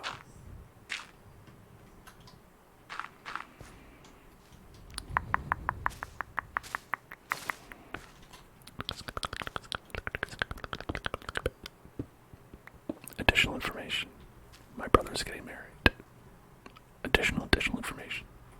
I was the best man. I had shit to do. Additional information. I didn't want to see the movie in the first place. I always think that those are diamonds.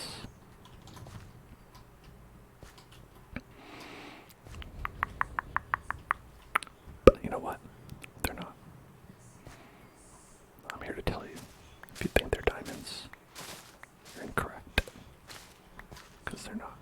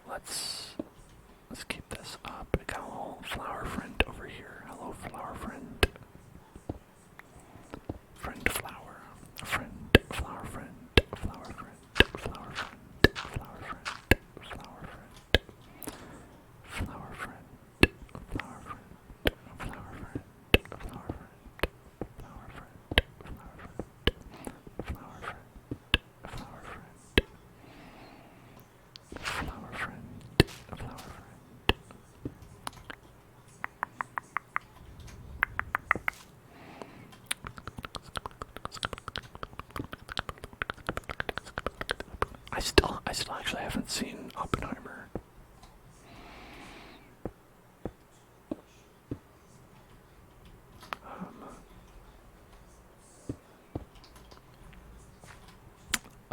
We were thinking about it, but we never got around to it. You only saw Oppenheimer. You should see the Barbie movie. It was good. It was very funny. And you know, I kind of feel like, listen, I'm a little bit of a, I know a little bit about cinema, and I have a sneaking suspicion that Oppenheimer is not going to be quite as hilarious as Barbie. I don't know if I'm going to be busting up quite as much while I'm watching that movie about the atomic bomb.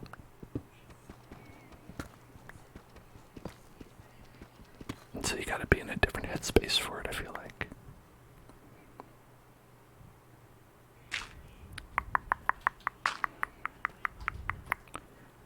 It's very serious and informative, like a documentary.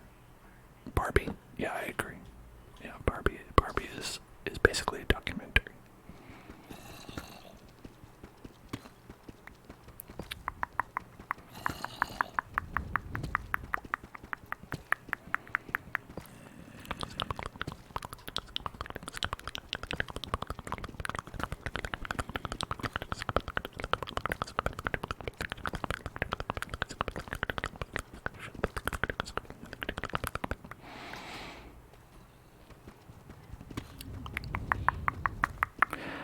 When any of you play, like hardcore, how long do you usually survive? Do you have like a record? Do you have you made a lot of goes at it, or I don't know, maybe you don't really do it? 15 minutes. That's pretty good.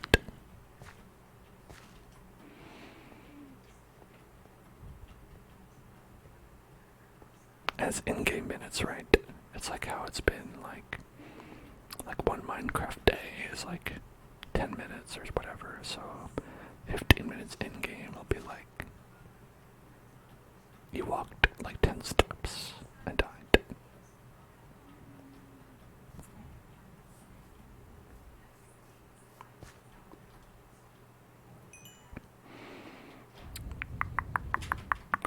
Alright, we've got iron. Isn't it ironic? Ironic.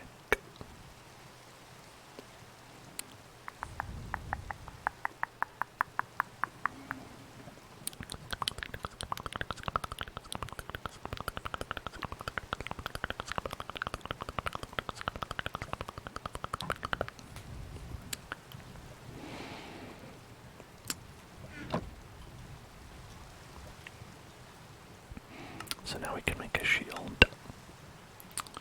Most important thing to have. Because then we can block most of the stream. Now you can't see anything.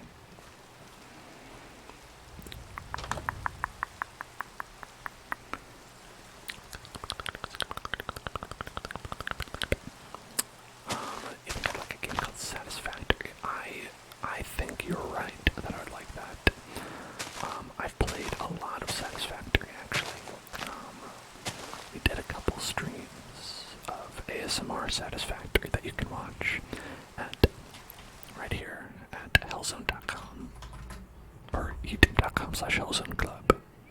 I haven't purchased YouTube yet, so it's not Hellzone Club, hellzone.club/YouTube yet. One day. But yeah, I did a couple streams of that. One for their Christmas event, one to show off my zone, my factory, all that.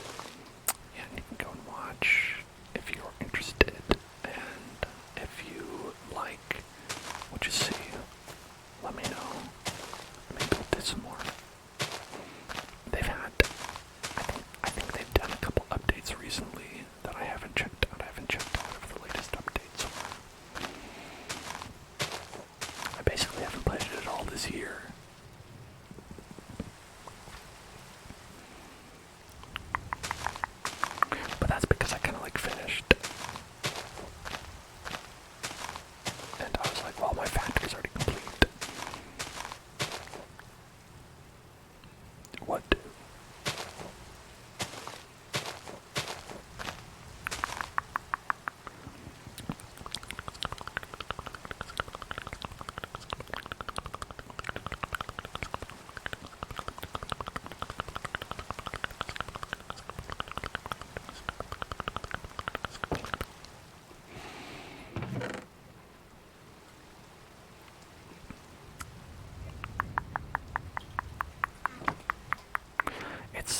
very,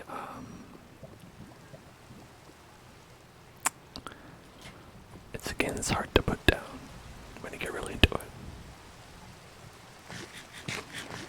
Hello, Eric. Alright.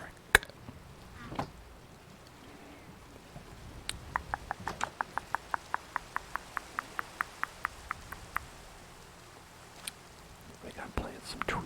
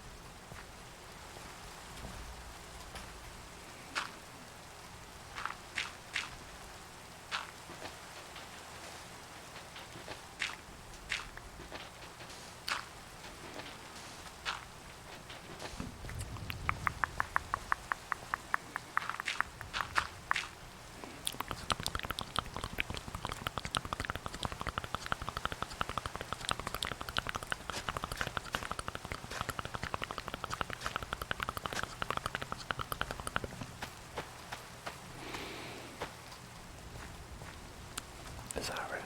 Is this right? Maybe. Maybe, maybe not.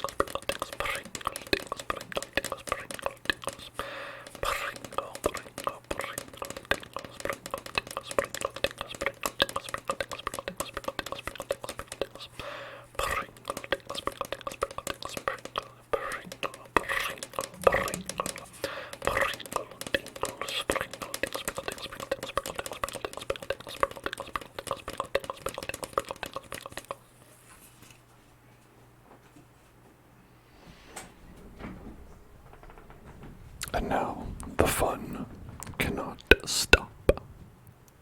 Now that we have pop. Okay, let's go here.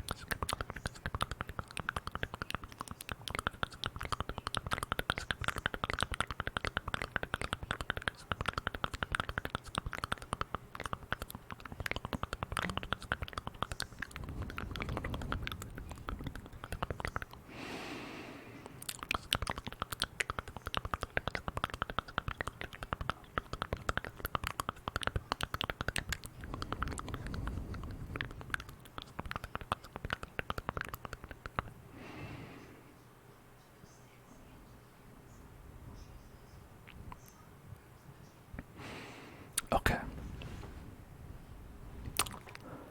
Here's another fun prank related Am I the Asshole post.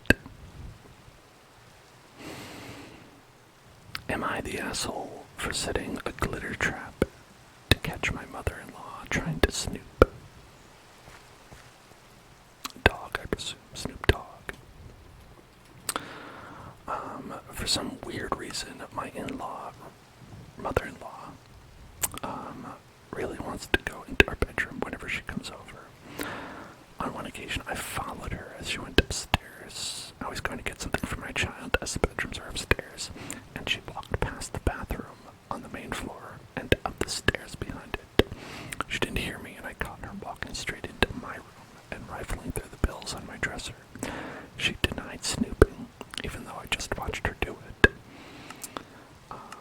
And let's get this.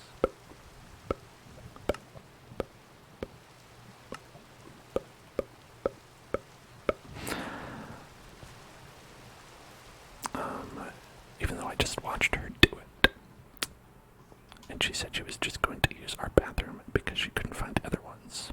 She walked right past the one on the main floor and another one in the upstairs hallway to go into our bedroom. Since that happened, I installed an exterior doorknob that requires a key on our bedroom door and one on the door to our office, the spare bedroom. However, she's still always forgetting where the bathroom is and trying to the bedroom and office door. This really ticks me off.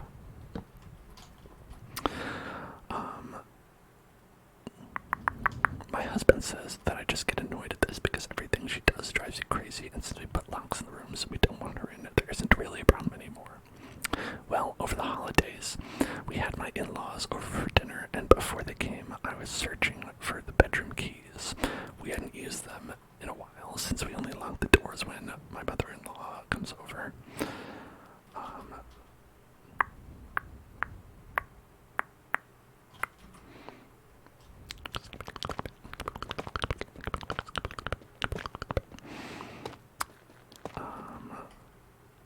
My husband told me we didn't need to lock the doors since she wouldn't try to get into the rooms, and I insisted that she would because she loves to snoop. We went back and forth and decided to cover the door. We went back and forth and decided to cover the doorknobs in super fun glitter to see if she tried them. That's the solution that they came up with.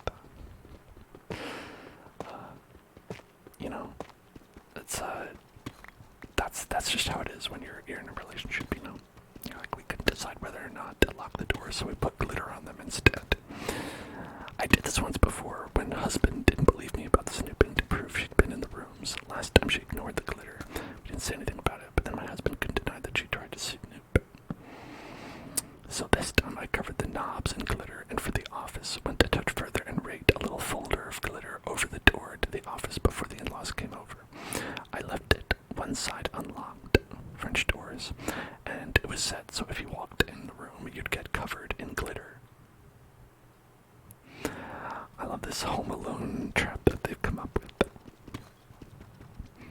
Husband goes out of his way to show his mom the main floor bathroom when they got here, and specifically asked his parents and sister not to go upstairs. There's a baby gate, so the kids can't get upstairs either. Well, guess who had to go to the bathroom and got covered in glitter and had it all over their hands and hair? She completely lost it and started screaming at me, so I yelled back, and now my husband is saying I went too far and I'm the asshole. Mother-in-law also says I'm the asshole, but sister-in-law says I didn't do anything wrong and my mother-in-law deserved it for snooping. Father-in-law is in Switzerland. Apparently, her car is ruined now too because it's covered in glitter that she can't get cleaned up. So, am I the asshole?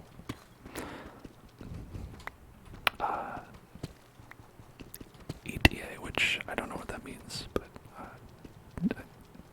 in this context anyway. I can't believe this blew up, and I want to say thank you for all the support in the awards. My husband woke up and found this post and thinks the comments have been an eye-opener.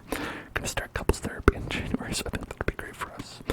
I'll be ordering some cellulose glitter that is biodegradable and safer for future projects. And if she ever comes over again, I'll set up a camera. Haha. Or at least print out some fun fake documents so she snips again, she can at least find something interesting. Now that's a good idea.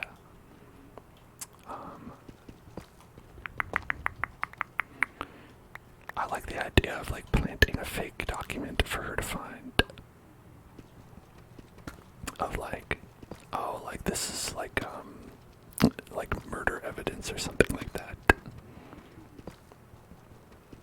Or she could be like, you know, I think your wife, I think she killed someone. And here's the proof. This photograph of her stabbing someone in the chest. Now, to produce this, you are going to actually have to stab someone in the chest. For realism's sake. Wait, no, then it's just uncovering a real murder. Oh, damn. Okay. Well, you'll have to think about it. Yeah, I think this person is definitely not an asshole. I mean, like they said, in regards to, like, their use of glitter, but, like, that's probably going to be an issue regardless of what you use this glitter for. Like, you can't get glitter on anything, you know? That's just glitter. That's how glitter works. I do remember hearing, like, that glitter is, like, super bad for, like, the environment or something. Which also makes me wonder why the people who make glitter chose to make it that way.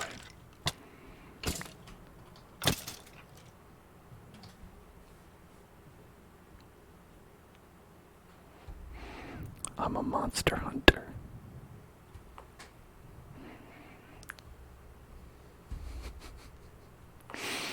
Damn it. You know the problem? I'm not listening to the sounds. Plastic got invented and people decide to make little bits of shiny stuff without a care in the world. Yeah, you know.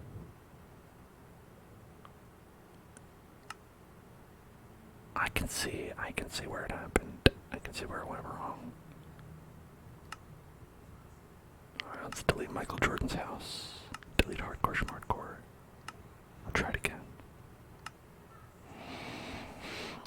Okay.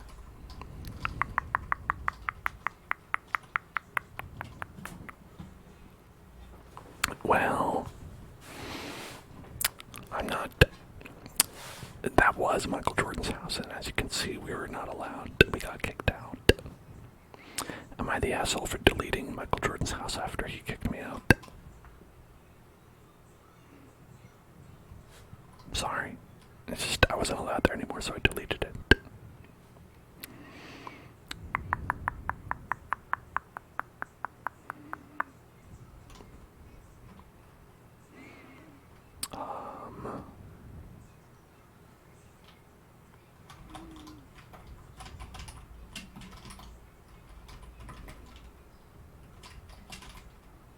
Spaghetti land.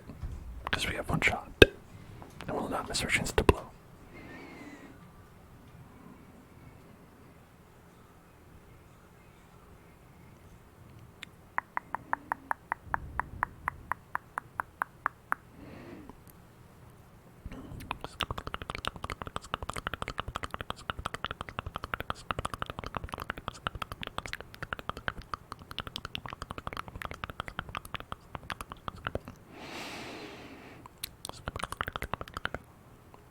Good night, Eric. Good night. Good night. Good night. Wow, this is nice. Look at this relaxing world.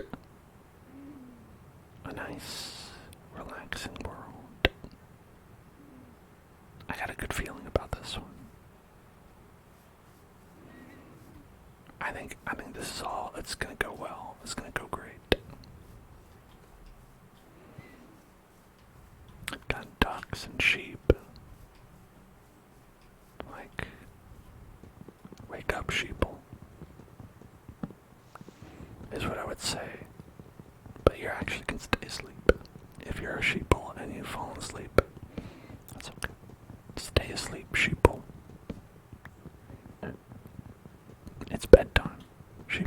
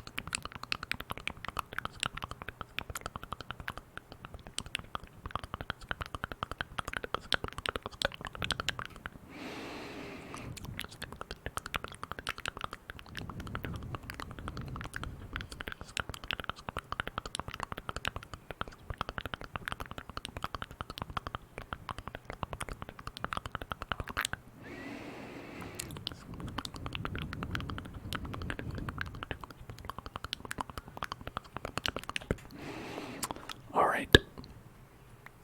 We've had a lot of posts here that I've been reading where people have not been the asshole because they've been honestly crushing it and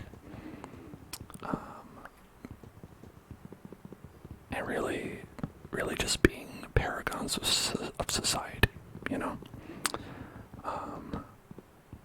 So what if we read one written by a true villain? Not to spoil it, but honestly, I'm gonna just get, as soon as I get through reading the title, you'll already know the answer. Am I the asshole for deleting my son's Minecraft world? I have two children, a 9-year-old son and a 6-year-old daughter. My son had a Minecraft world where he built quite an impressive castle on an island, which he was very proud to show me. Since school was cancelled, he has had issues waking up on time. He is supposed to wake up at 7 each morning, but for the past month, he has been sleeping until about 9 or 10. I always set an alarm for him, but he sleeps right through it. I himself up is a skill that he needs to learn. I told him about 2 weeks ago that there are going to be consequences for him if he continues to sleep in every morning. At first, he understood and was waking up on time every morning, but for the past week or so, he has fallen back into old habits. I told him yesterday that this is his final warning. Today, he slept in until 11.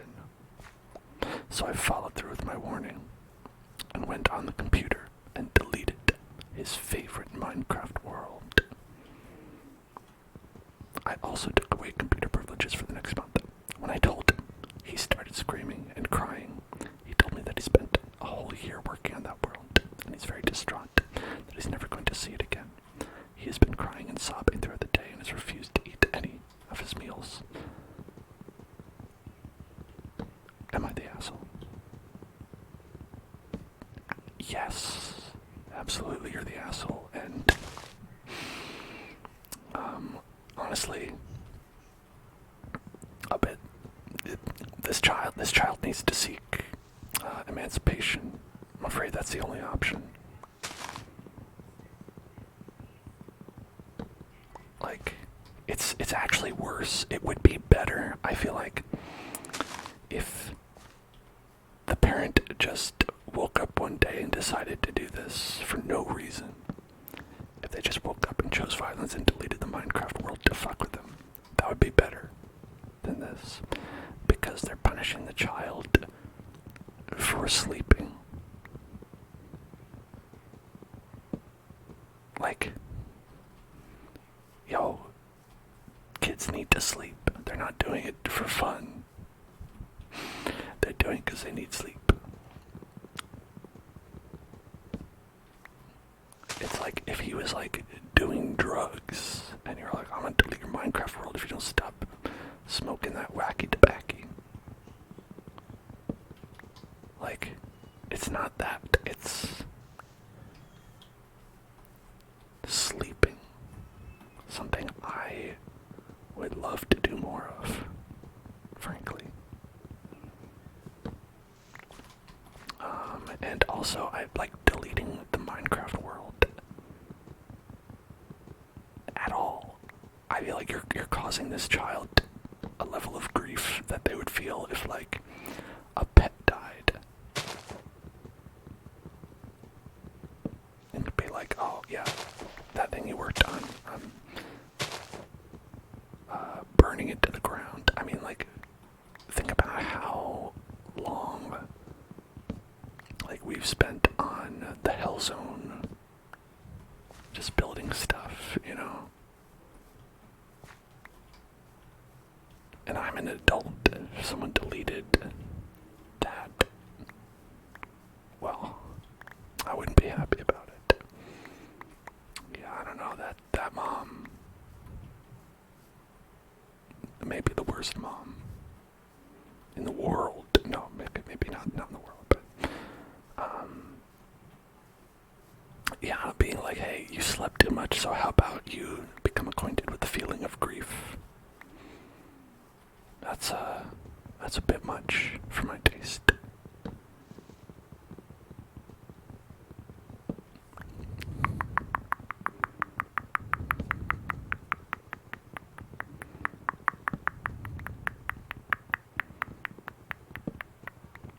And I do believe they have been,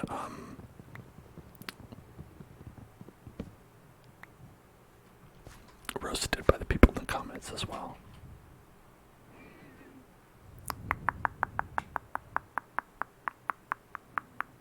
Oh yeah, and a couple people are also saying that he is 9 years old.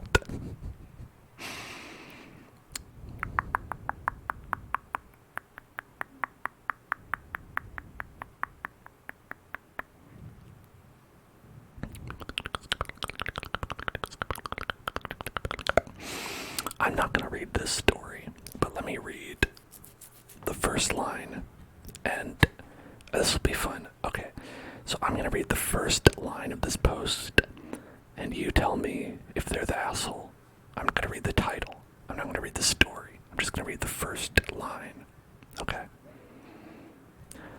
me just preface this by saying I have absolutely no problem with interracial relationships.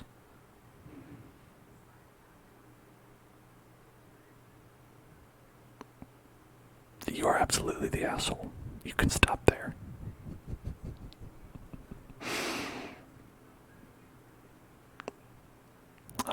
Because if you have to clarify that, you're already on the wrong side. If you have to let people know, if you have to, like, all caps say, all caps bold say, I have absolutely no problem with interracial relationships. You do have a problem with interracial relationships, and you are trying to not let people know that.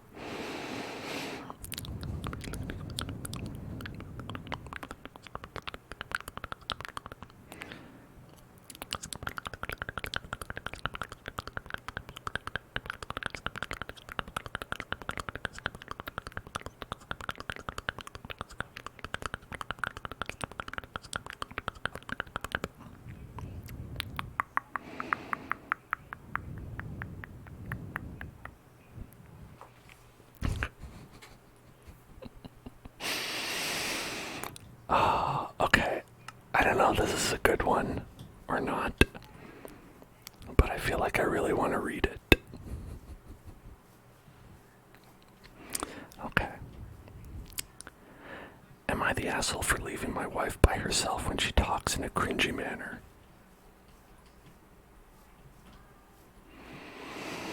Ever since we, 27, had a baby, my wife had been talking like a baby herself. Rather than teaching the baby to talk like a person, it's as if my wife's language has become baby-like. She would make noises in between conversations, like booty booty choop and even when talking with adults. This is especially embarrassing when I'm with her in public places, when she talks like that to complete strangers.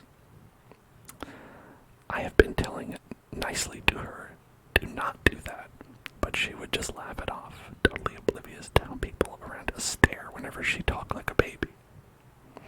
I have to point out that she is not in the spectrum, just a crazy new mom, in fact, crazy sometimes. Wow, weird ableism right there. Okay, well, already we know they're the asshole. Maybe just not for the reasons they think. It was a day off for us when we have my parents babysitting the baby, and we finally have some time by ourselves. We went out for dinner, and she done it again, talking to the waiter, something like this. Yippee, thanks, yeah. Oh, yeah, by the way, can you give us an extra plate for this? Seeing how the waiter staring at her as if she is some kind of mentality challenged, I rolled my eyes and told her, I am taking a break today and don't need another baby who cannot even talk properly to look after. Please excuse me. Then I left the restaurant without her. I don't know what occurred to me, but I probably shouldn't have done that. But I guess it just kinda snapped. Am I the asshole? Yes. Yes, you're the asshole. Let your wife do her funny little thing that she wants to do. She's having a good time. It's stressful raising a baby.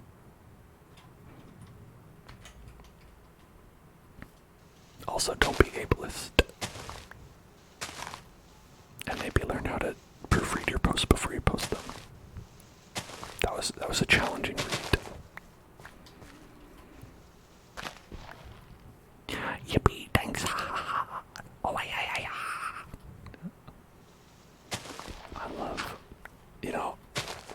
I love this. The more I say it, the more I would actually love it if, unprompted, someone was food at a restaurant, and the waiter said, "And what can I get you? What can I get you today?" Oh, yes. And just started talking like a baby, like that. Actually, that would be fantastic.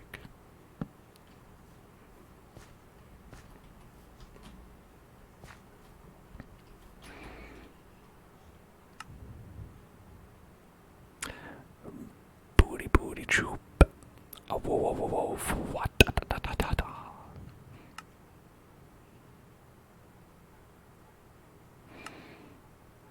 You know, and I think there's a lot of people out there who, understandably, don't enjoy baby talk. They're like, hey, it is annoying to listen to, and I hate it. On the other hand,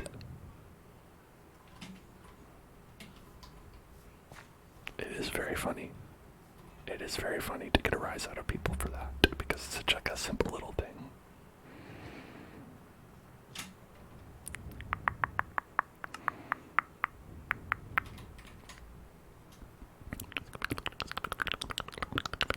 Also, honestly, like, they just had a baby and they had a day off. Oh my god. That's time to live it up.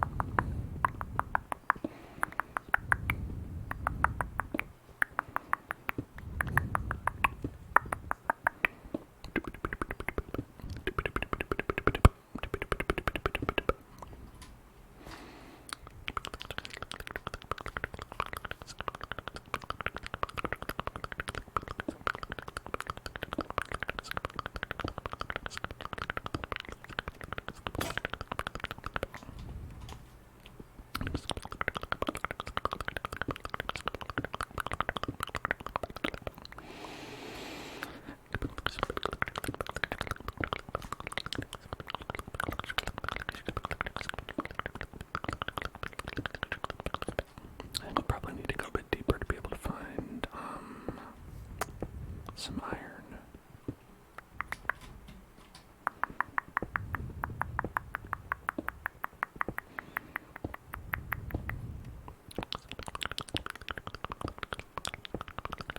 Oh, never mind. Where's that water? Water. Oh my god. How can it be?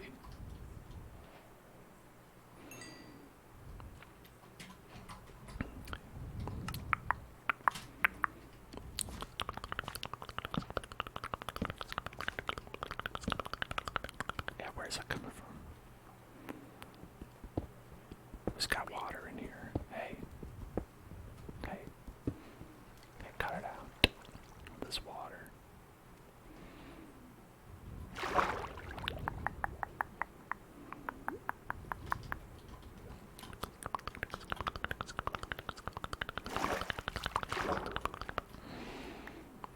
Okay, so there's like a decent amount of water in this direction, so maybe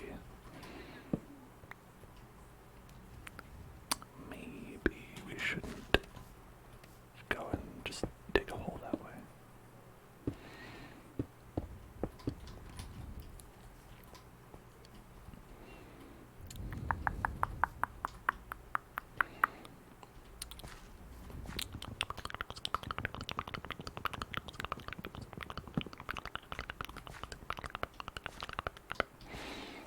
Maybe like this way.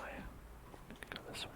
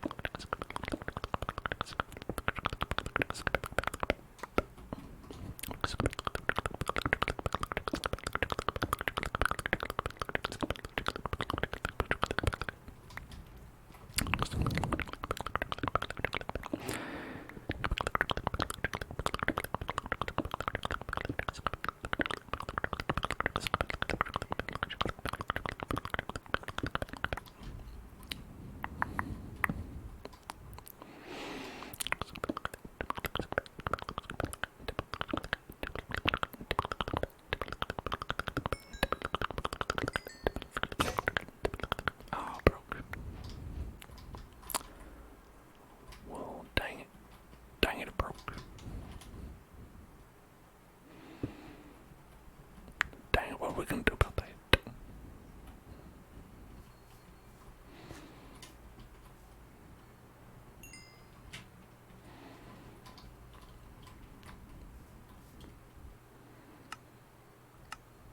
Alright,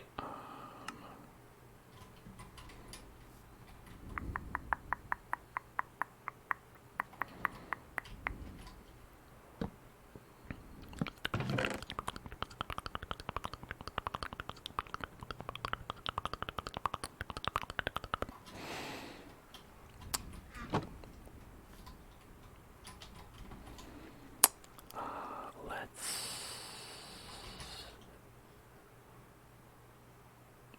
do that. Grab these. Okay, and then take some cobblestones. Then we're gonna make ourselves a stone axe, a stone pickaxe, a stone shovel, and why not a stone hoe? Okay. And now maybe let's see if we can find another one. That would be nice.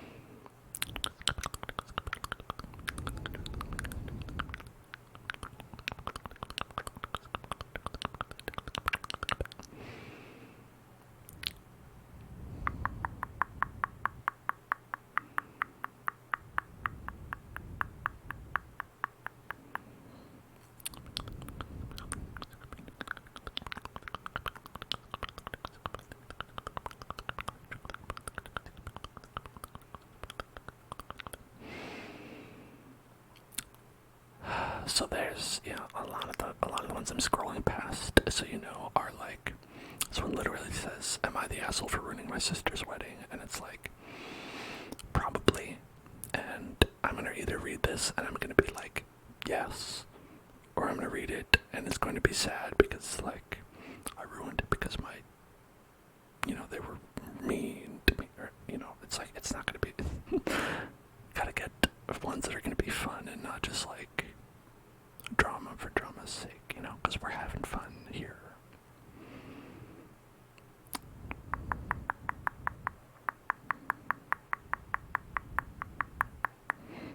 Am I the asshole for canceling my son's birthday party upon discovering that he ruined his stepbrother's deceased brother's hoodie? That's grammatically complicated to say and probably sad.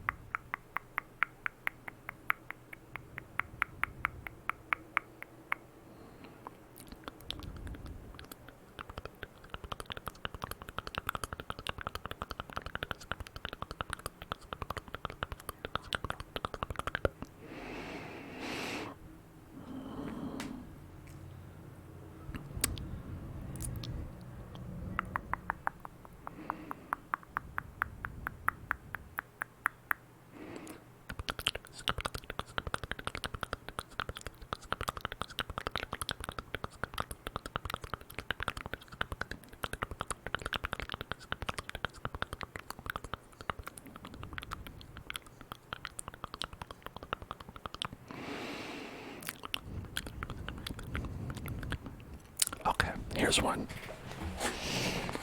I've read it, an analysis for bummers, and I think I can confirm this one's a good one to read. Am I the asshole for replacing myself with my twin brother at my in-laws' Christmas party to see if anyone noticed?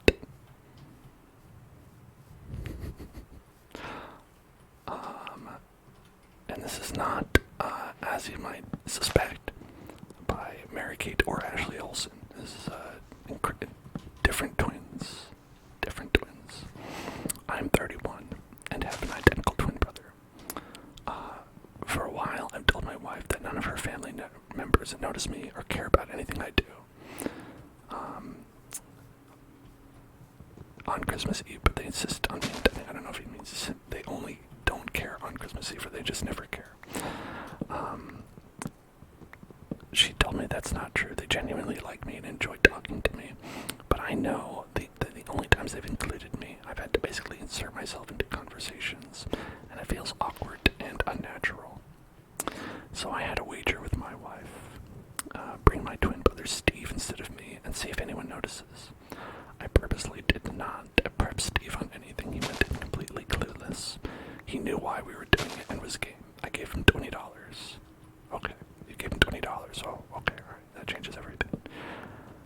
As I suspected, Steve confirmed that he wasn't approached all night. Nobody could tell he wasn't me, and he admitted he even felt excluded, and he could only imagine how I felt. So this morning on Christmas, I invited Steve to join. Normally he's with my mom and dad every year as he's not married or in a relationship. They know about him, obviously, but didn't know about the switcheroo. That's when I revealed last night I was Steve and expressed disappointment that nobody noticed and said, "This is why I stopped trying. Nobody talks to me." My wife drew the line here. She was hoping we would keep this between the two of us as a funny prank. But how can I expect her family to see what jerks they've been if I don't expose it? For what it's worth, Steve was fine. Alright, I'm glad Steve was fine. Thank God. I'm gonna say that you are probably an asshole, but also your family is an asshole. And I kind of like agree with the wife that it was a fun time to do a fun switcheroo prank, because you kind of don't get that many like options in life to do that. Like when you're a twin, I imagine you can do a couple switcherooskies. But like doing it for a real reason, I feel like is never a good idea. Like if you're doing it for fun, that's one thing. If you're doing it because you really want to prove a point, that's when I think you need to probably seek outside help in the normal ways that normal people do. Like say, just talking to the family without being, aha, you fell into my trap, and now let's talk about how you don't, value me as a person.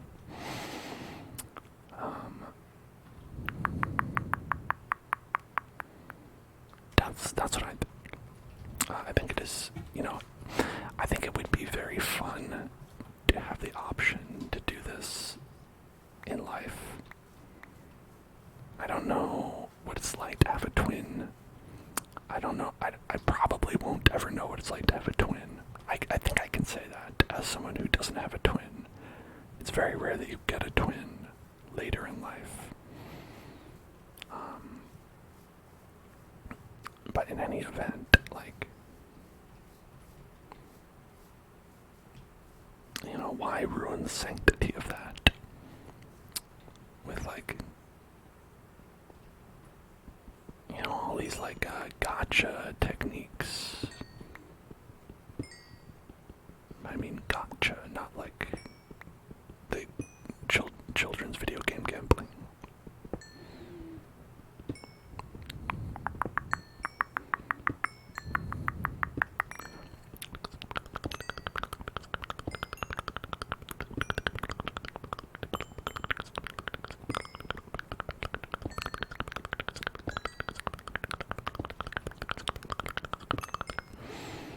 Oh, this is a big node.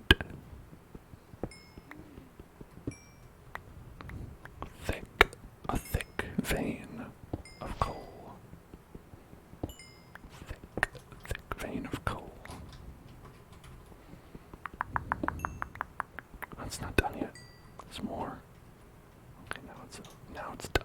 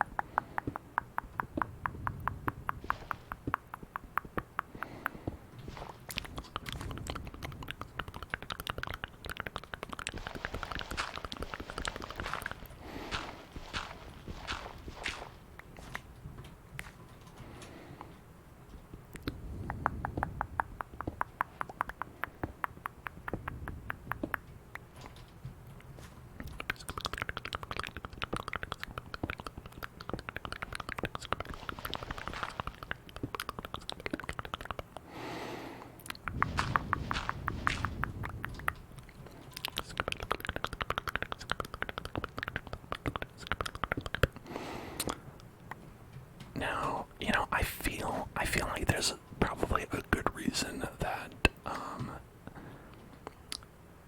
that there are so few people who use this who actually are the asshole. Like where it's really a lot of people who are not the asshole and are either like kind of like looking for validation or are generally like not seeing some larger pattern of what usually amounts to abuse in a relationship.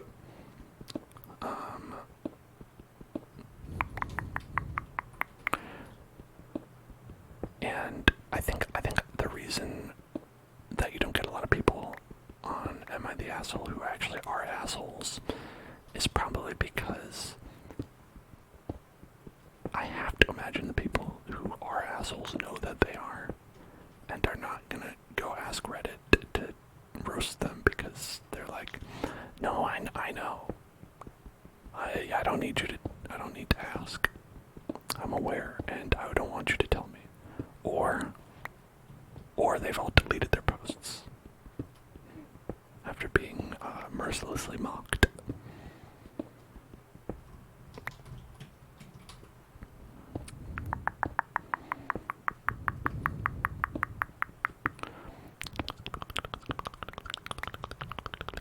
Or another one, I've been skipping all their posts because the people who are writing them are assholes in the way where it's not funny and it's just upsetting.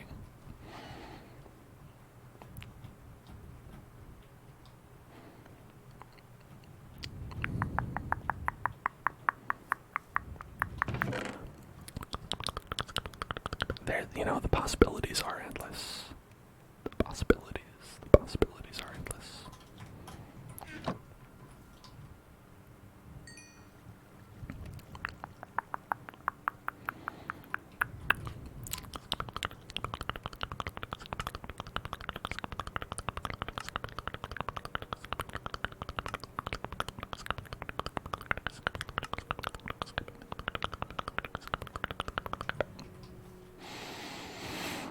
Okay.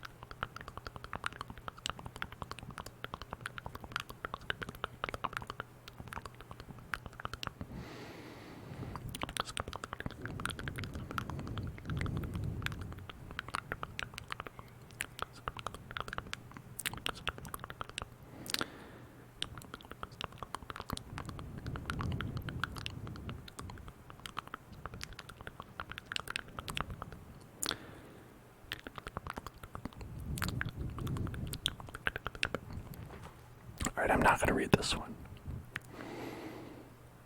Because, we know the answer already. Am I the asshole for refusing to RSVP to my sister's wedding because I'm required to write an application essay just to attend? Yeah, no, obviously, I don't need to read it. You're not the asshole. And an application essay to attend a wedding is so funny. So that's extremely hilarious, and that's a great way. If you really don't want want anyone to go to your wedding, like if you really didn't want to have a wedding,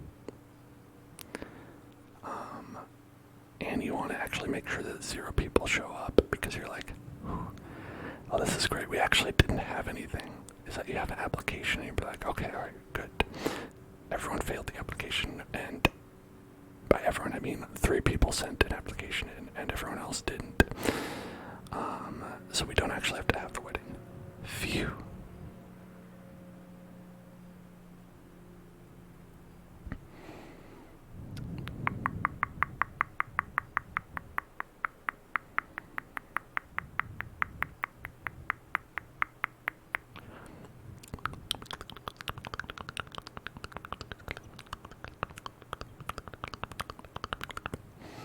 Am I the asshole for allowing 2 teenagers to be spit on by a llama?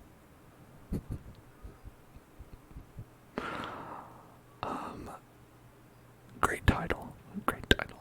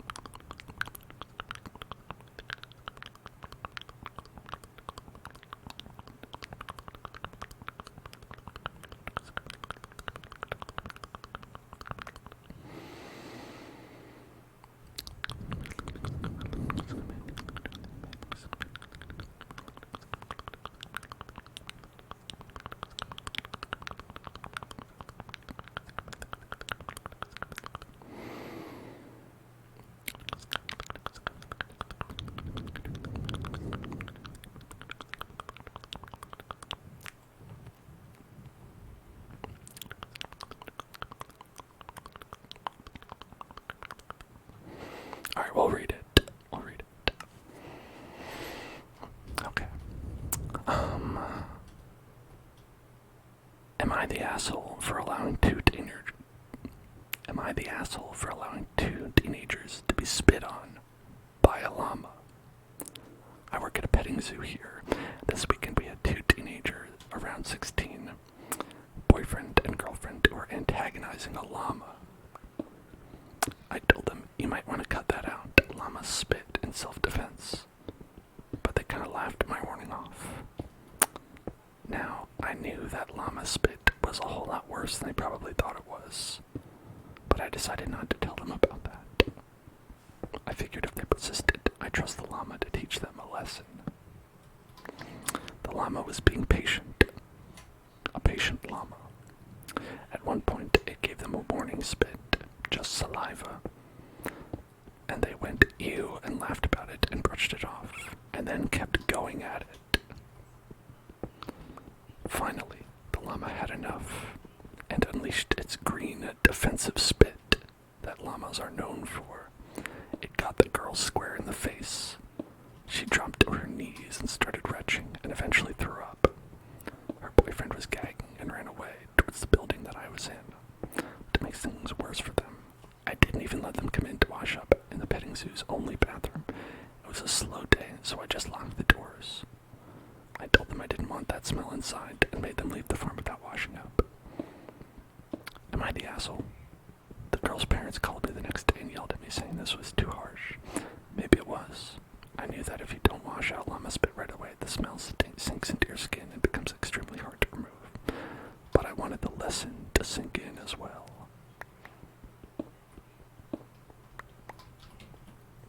Okay. I'm learning now about this llama spit for the first time. I actually had no idea that llamas had weaponized spit tactics.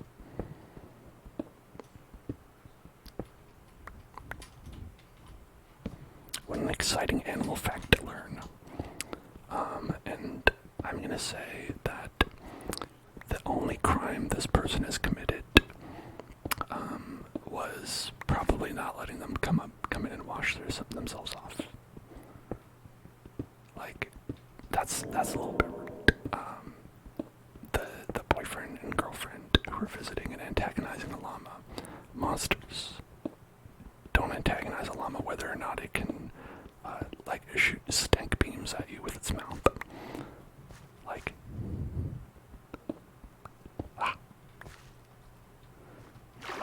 you know, like, don't be mean to animals. I feel like that's an easy one. That being said, like, if they got the big stank on them and start throwing up, I think that's enough. You know, if you want them to learn their lesson, I feel like that's, like, because I'm imagining, they said it seeps into your skin, so it's like, is it like a skunk, maybe? I don't know. I don't work in a petting zoo. Hello there, Ren. Thank you so much for subscribing. Really appreciate it. You've got 19 months. That is fantastic. Thank you so much for that. 19 months is amazing. Thank you so much.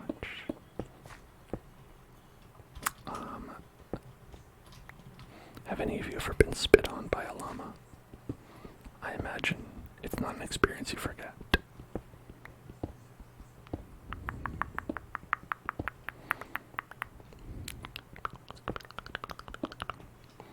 Very interesting. Especially because they said it in such a matter-of-fact way where they were like, you know, llamas are known for their corrosive acid spit, their velociraptor-like projectile spit vomit. I did not know. I had no idea. I don't know if I've ever touched a llama before at a petting zoo. Probably. I've probably been to a petting zoo as a child and pet a llama at some point. But none of them have ever spit me because I was always very nice to them. I said, "Hello, llama. Would you enjoy a nice pet?" And then the llama said, "Llama," as they do. And then I pet it, and that was it.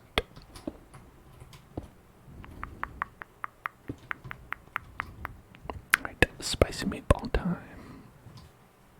Here we go.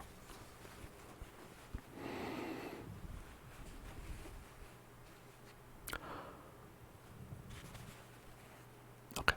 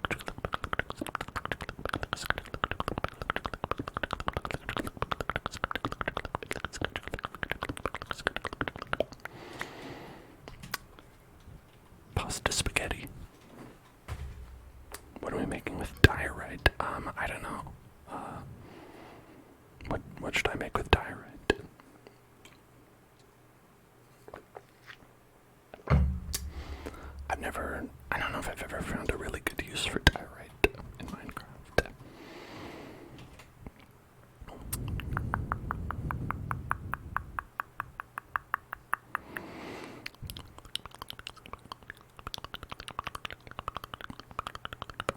Nice flooring.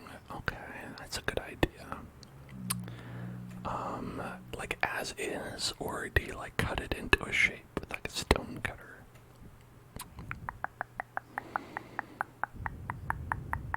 Zappy, thanks for following.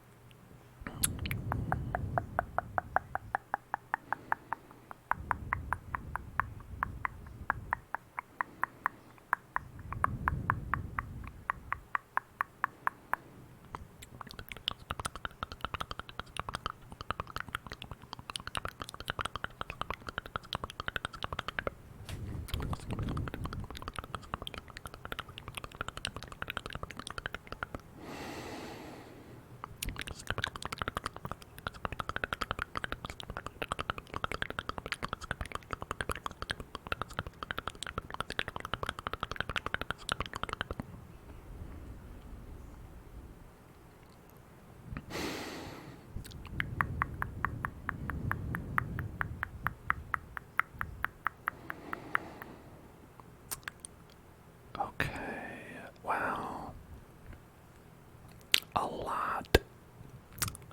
I'm reading a lot of posts by some people. Actually, you know what I said before about people who are assholes not actually posting posts on Am I the Asshole?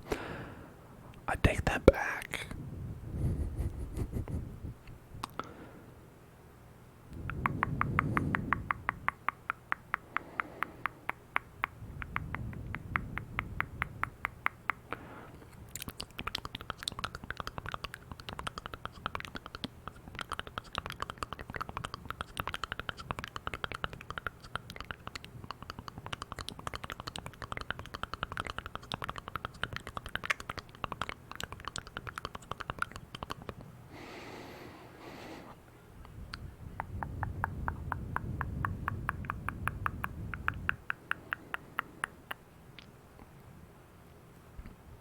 Like people being like, am I an asshole for not dating blank? Right, really insert anything in there. You can put any term of person, and then someone's like, am I an asshole for not dating this group of people, that group of people, this type of person, that type of person? You could say anything in there, and the answer is yes. It doesn't mean you have to. I mean, honestly, if you're that kind of person, I doubt that that group, regardless of what it is, wants to date you, but you absolutely are an asshole.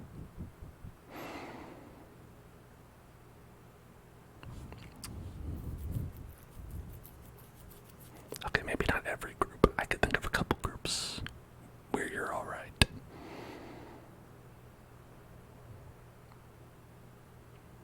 Like if you're like, oh, I don't want to date a Republican, you're fine then. That's cool.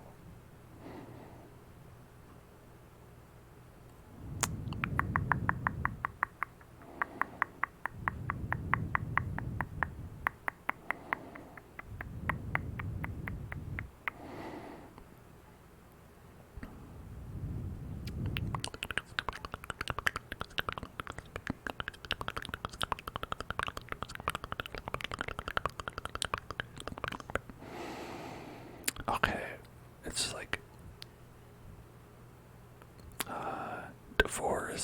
divorce, cheating, divorce, wedding, cheating, divorce.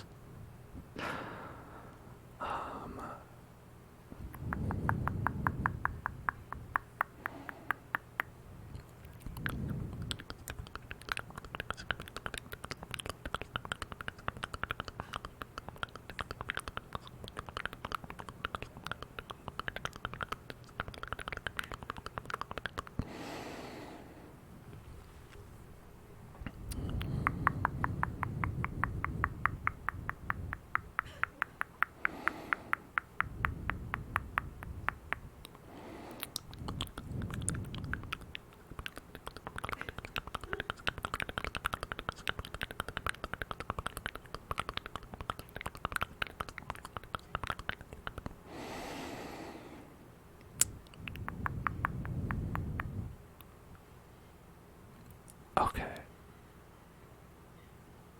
Alright, I think I've got to change my sorting here.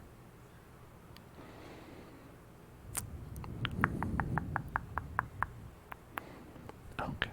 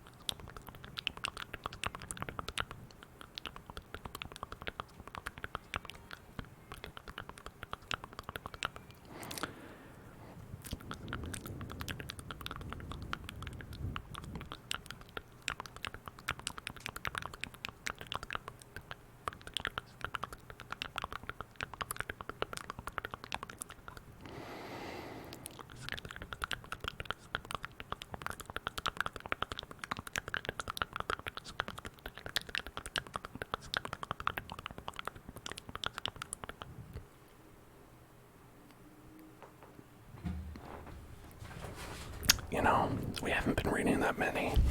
And for some reason, I feel like we've already plumbed the depths.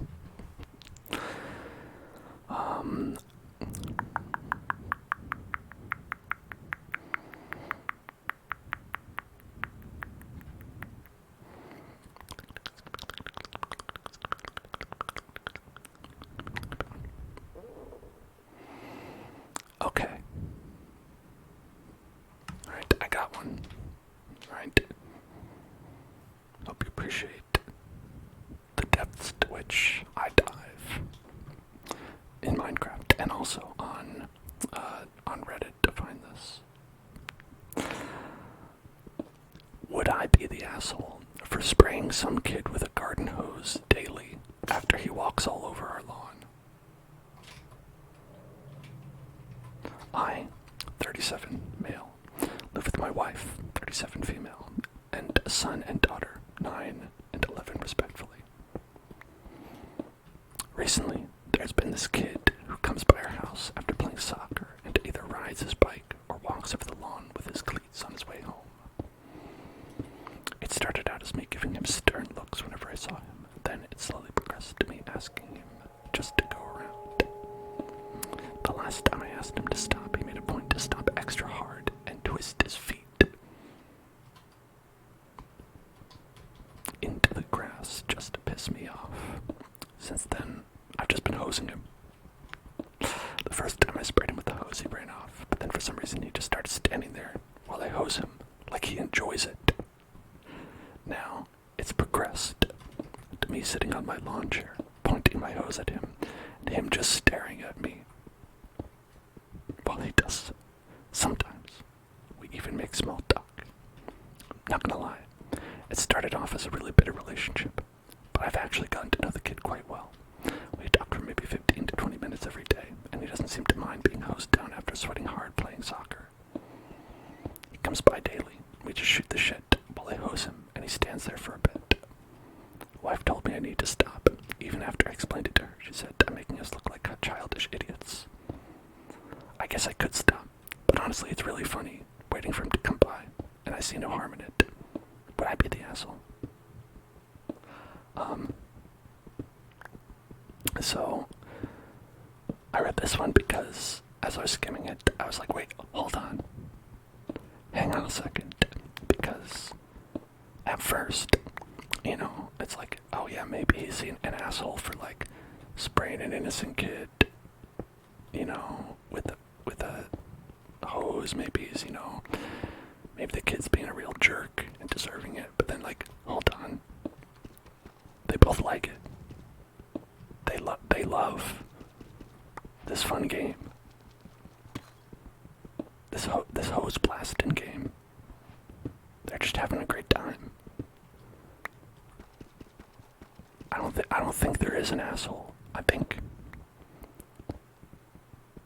this is a beautiful friendship. And they've solved their differences. If only we could solve all differences in this way. Maybe the world would be a little bit of a better place. You know? Really makes you think.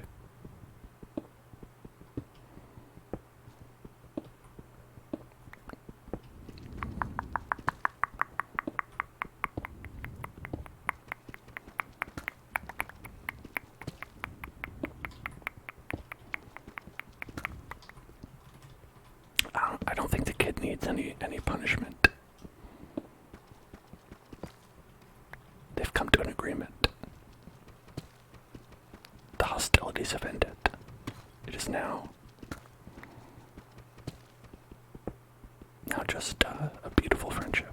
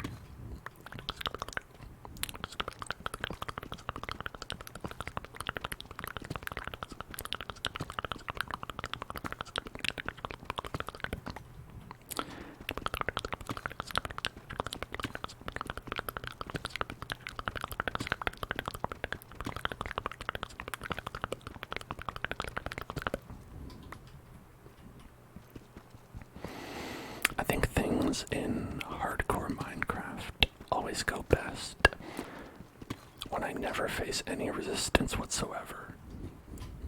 I think hardcore Minecraft, the trick is to never have any kind of confrontation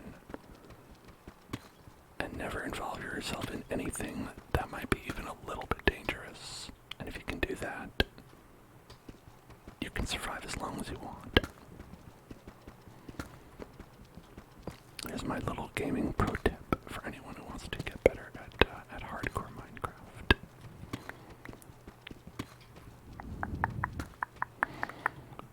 Don't do anything, and you'll never die.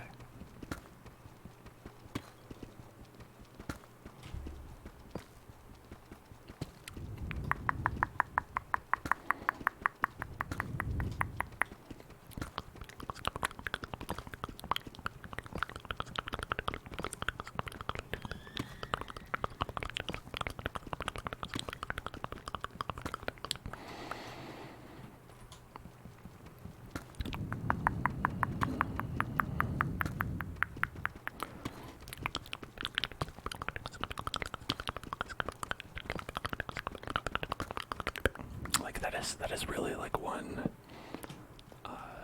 difference between like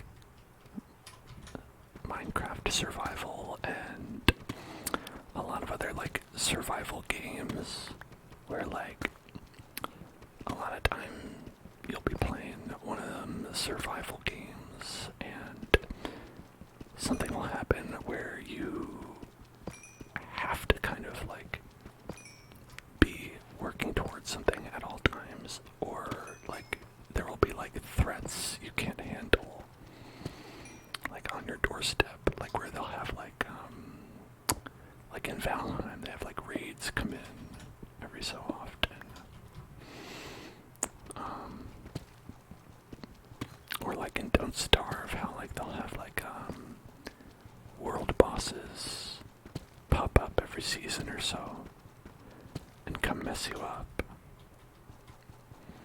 Or like different seasonal changes. Don't Starve is really, really pretty brutal with all that. I'd say that's like one of the big things about that game. It's like where it's like you kind of always have something. Like that's like probably like the best example actually, where it's always like, oh, the season's gonna change, so you gotta get these materials for this. Whereas like with Minecraft,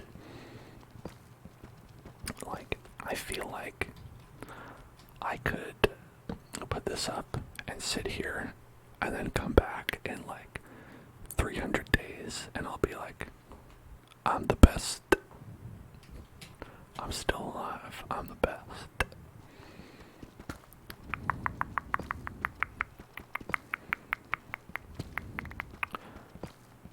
Like the only thing that ever like really even mandates that you go out and like do something dangerous is like when you need food. And then it's like really just about like how safely you can set up a food farm.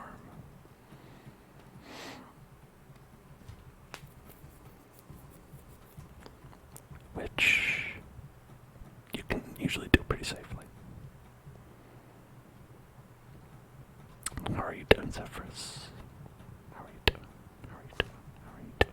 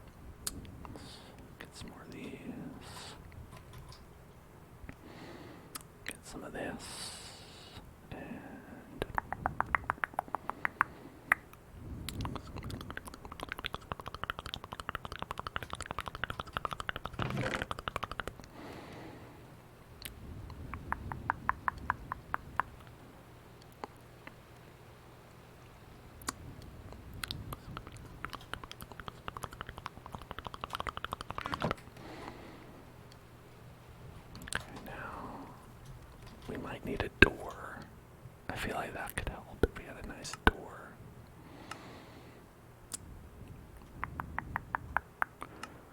Let's have a nice door. Look at that. Beautiful. Now that's what I call a door.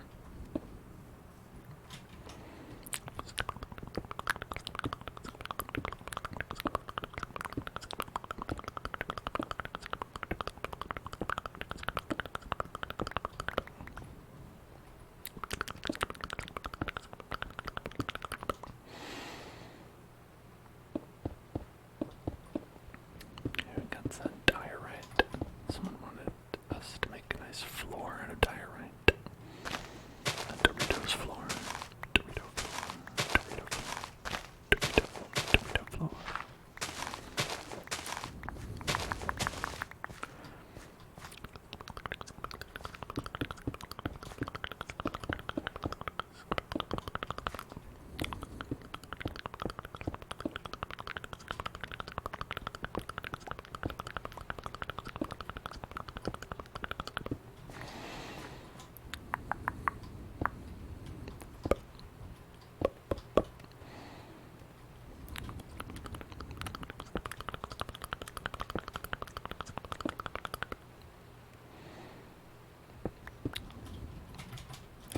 Nice Doritos floor.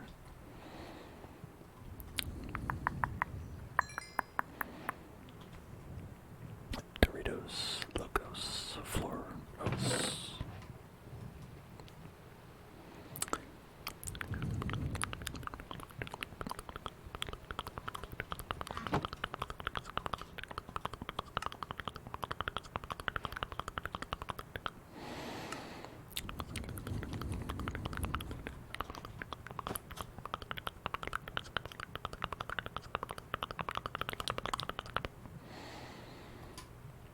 And then I always like wood for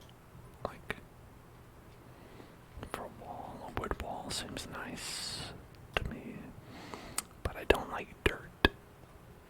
That's the thing about me, you know. So I'm not a big dirt fan. I know it seems crazy, but it's true.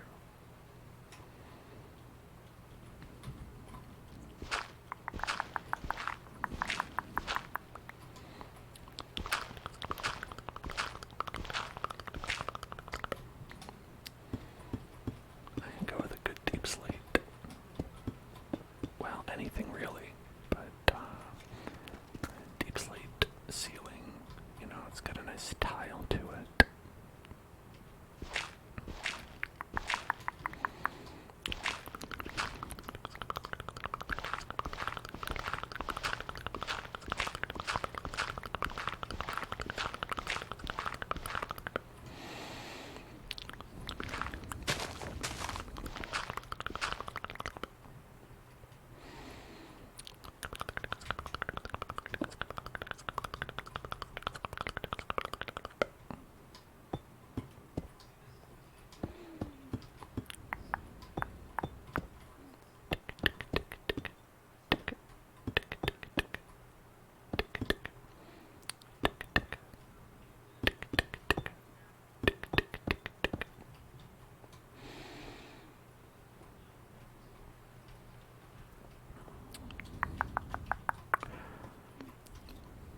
Yeah, that looks pretty good. I like it. And then, like, for walls, if we did oak planks, we definitely don't have enough.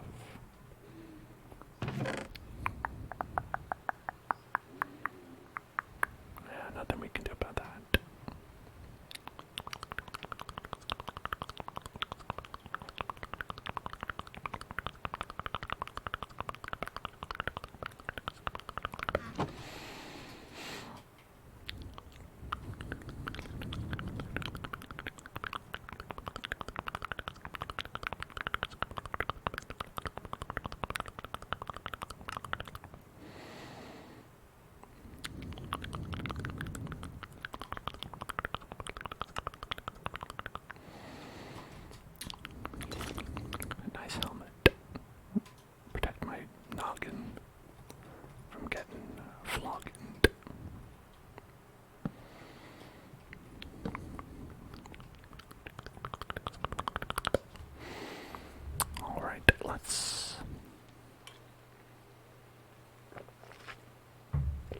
let's find one more story. Okay.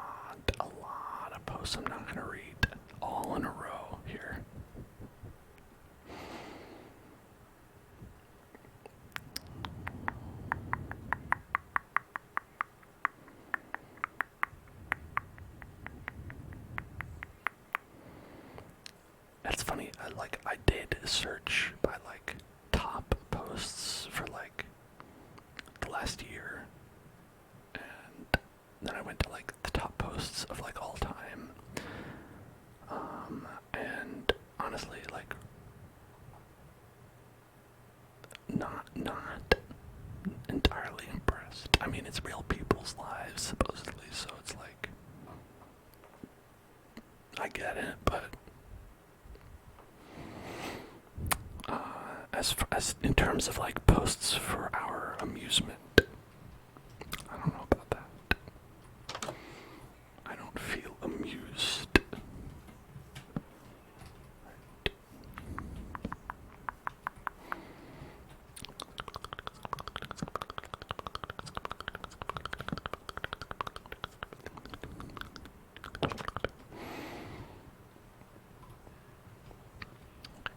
Maybe for next time I will assemble some posts beforehand, or y'all are welcome to send some in that you want me to read on the Discord. And go ahead, you could use the Minecraft channel if you want. You could use whatever channel, it's fine. And or you could tweet them at me on Twitter if you want, at twitter.com/hellzoneclub. And if you want to watch more of the Minecrafts and ASMR and all that, you can check it out right here at youtube.com/hellzoneclub. And I hope that you do. I hope that you'll find that, and I hope that you have much better family and personal relationships than the people who post on Reddit in the I am the asshole. Oops, I switched it around, but in a lot of cases, I guess they are the asshole. Other times, they are the in a relationship with an asshole, which is a bummer. And we found some fun posts, but there's a lot that aren't so fun. Alright, anyway, I sincerely hope you all have a wonderful day tomorrow. I'll be back on Wednesday with some Zelda ASMR, and then on Thursday we're going to do some more Darkest Dungeon, and on Friday we're going to be starting something brand new and exciting. So check that out, and I'll see you